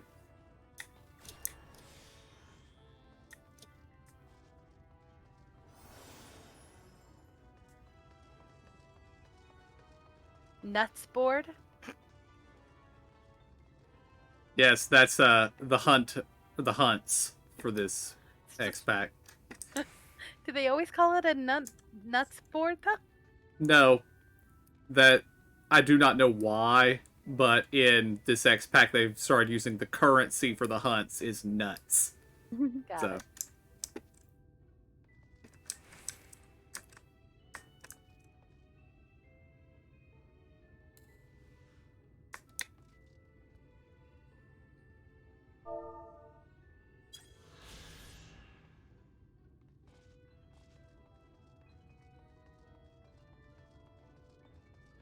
Did you get up there and not get it? I got it. KJ, did you get it? Oh yeah, I got it already. Okay. I was just jumping up on it.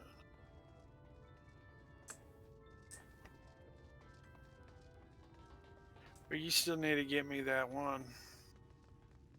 Yeah, and I still need to get that one too. Well, I need that one too, also, and the one on top of the building, and a whole bunch more.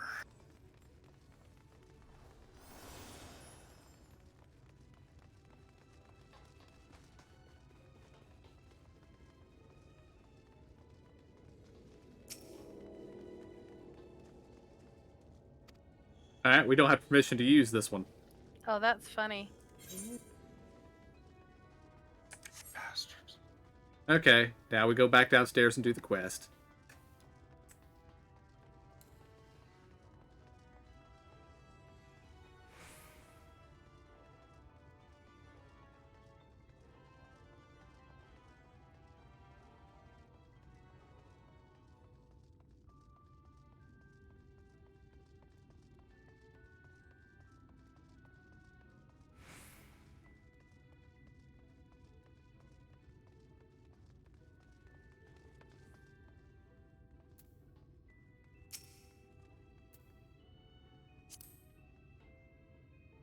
You're looking to present yourselves to the Chais, are you? Let me explain how the city's laid out then. Imagine 3 layers, one on top of each other. The layer here is called the buttress. Above us is the understory, where the military has its headquarters.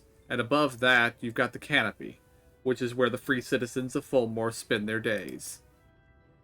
So, if you want to find your new patrons, you'll need to keep climbing until you run out of stairs. Then look for the Grand Dame's parlor. They'll be in there, like as not. So now turn around and go back up the stairs.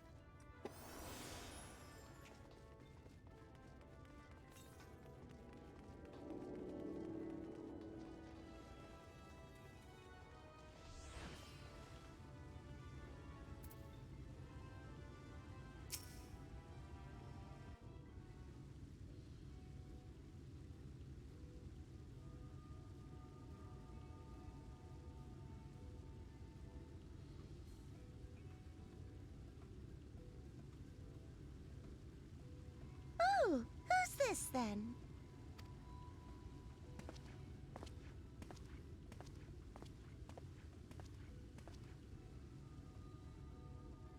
Lord and Lady Chai, pray forgive our intrusion. I am given to understand you were in search of an artist. Ah, you must be the new, Oh, goodness me! What an adorable boy! That silken hair, those pearly cheeks, oh, and you even smell wonderful, like a bed of flowers.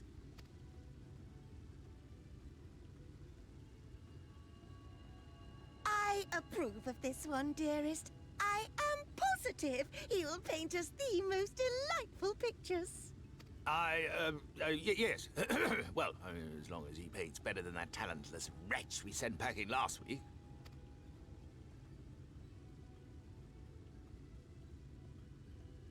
Wonderful, wonderful. Welcome to Yulmore. Alphino, if it please you, my lady. And this is my assistant.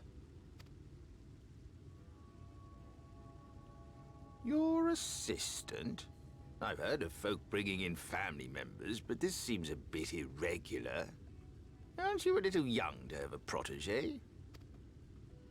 We are family in all but name, my lord.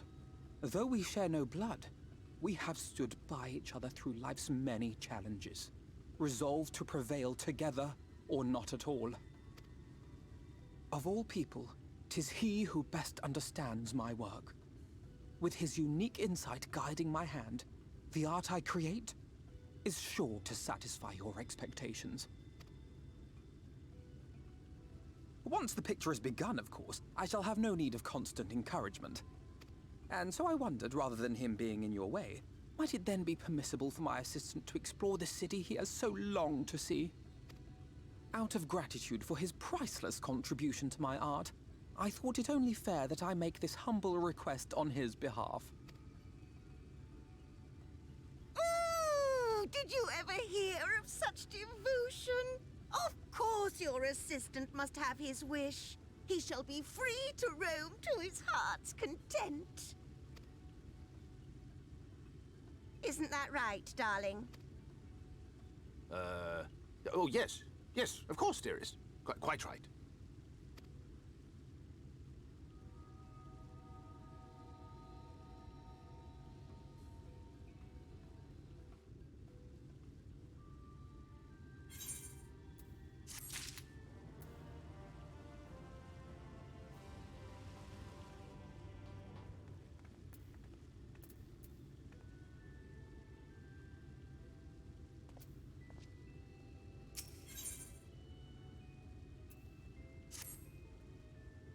Now you've the opportunity to experience Yulemore. I suggest you make the most of it. Explore the city, top to bottom. In other words, I would start with the canopy and go from there. Try wandering around the market stalls, mayhap. Such places are usually filled with colorful characters, only too eager to share local gossip with a friendly visitor. I would appreciate it, of course, if you could share any discoveries with me in turn. We should both learn as much as possible about our new place of residence.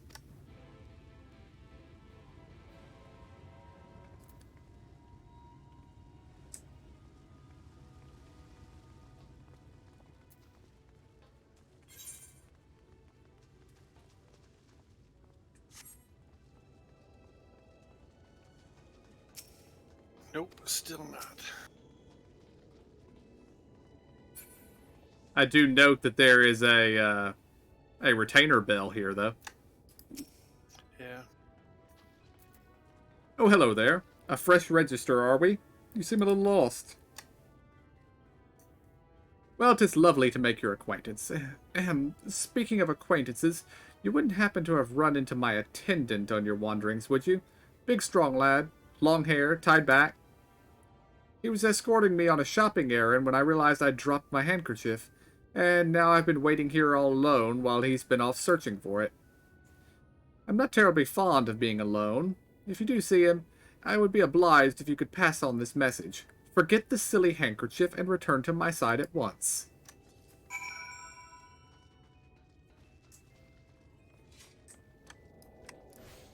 Okay, at least he actually isn't in visual range of her.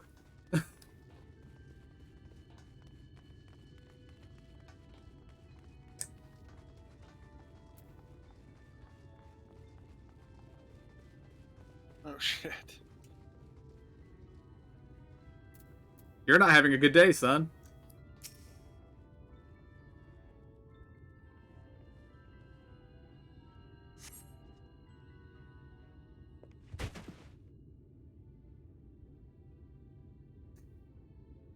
Wicked white, that was too close.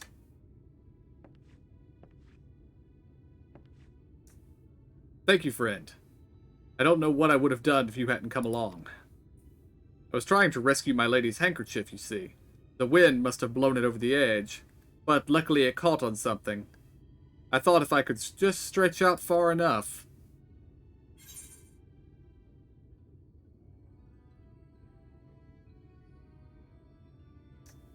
I'm going with option 2.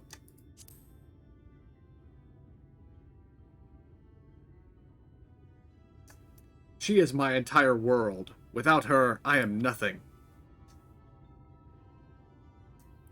When I first came to Yulemore, I thought only of improving my lot in life.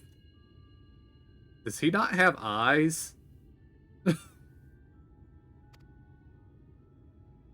there was so much more to this city than wealth and plenty.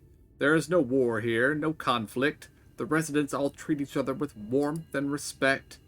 My mistress has been ever so kind to me, and I could think of no other place in Calusia where I could possibly be happier. Sorry, I've gotten a bit carried away. I find it hard to stop when I start counting my blessings these days. Please, you should come with me to meet my lady. Once she hears of your deed, you'll be witness to her generosity firsthand. What? Lonely, you say? Curse my clumsy feet. I must return to her immediately.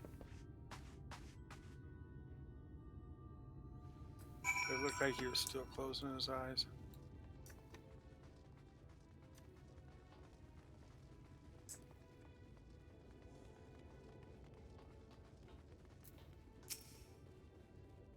My attendant told me everything. I am so grateful you were there to offer your assistance.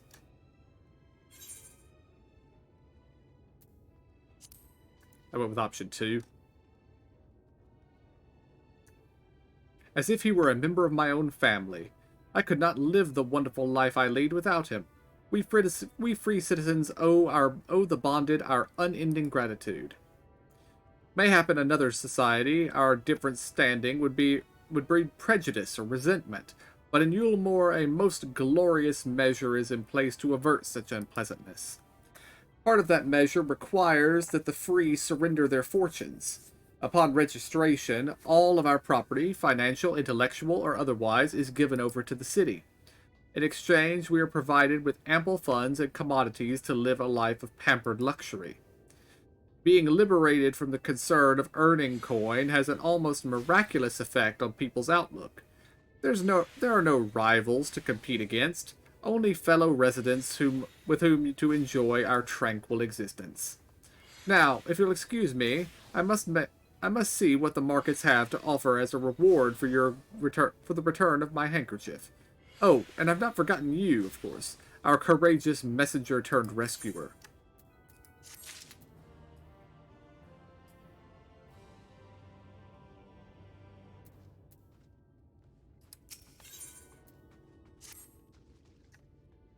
All this talk of relying on the bonded, I haven't given a thought as to what your duties might be. I hope I haven't interrupted your work unduly. A tour of the city, is it? Then you really must visit the beehive. It's always buzzing with activity. Local humor. Anyway, a lady by the name of Tista Bai usually has her seat near the entrance. She will gladly speak with you on any number of topics, assuming you find yourself on her good side.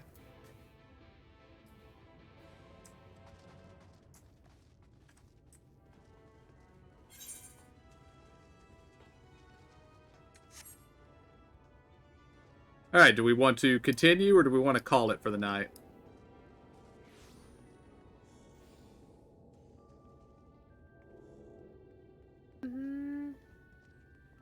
Yeah, I'd probably call it. No.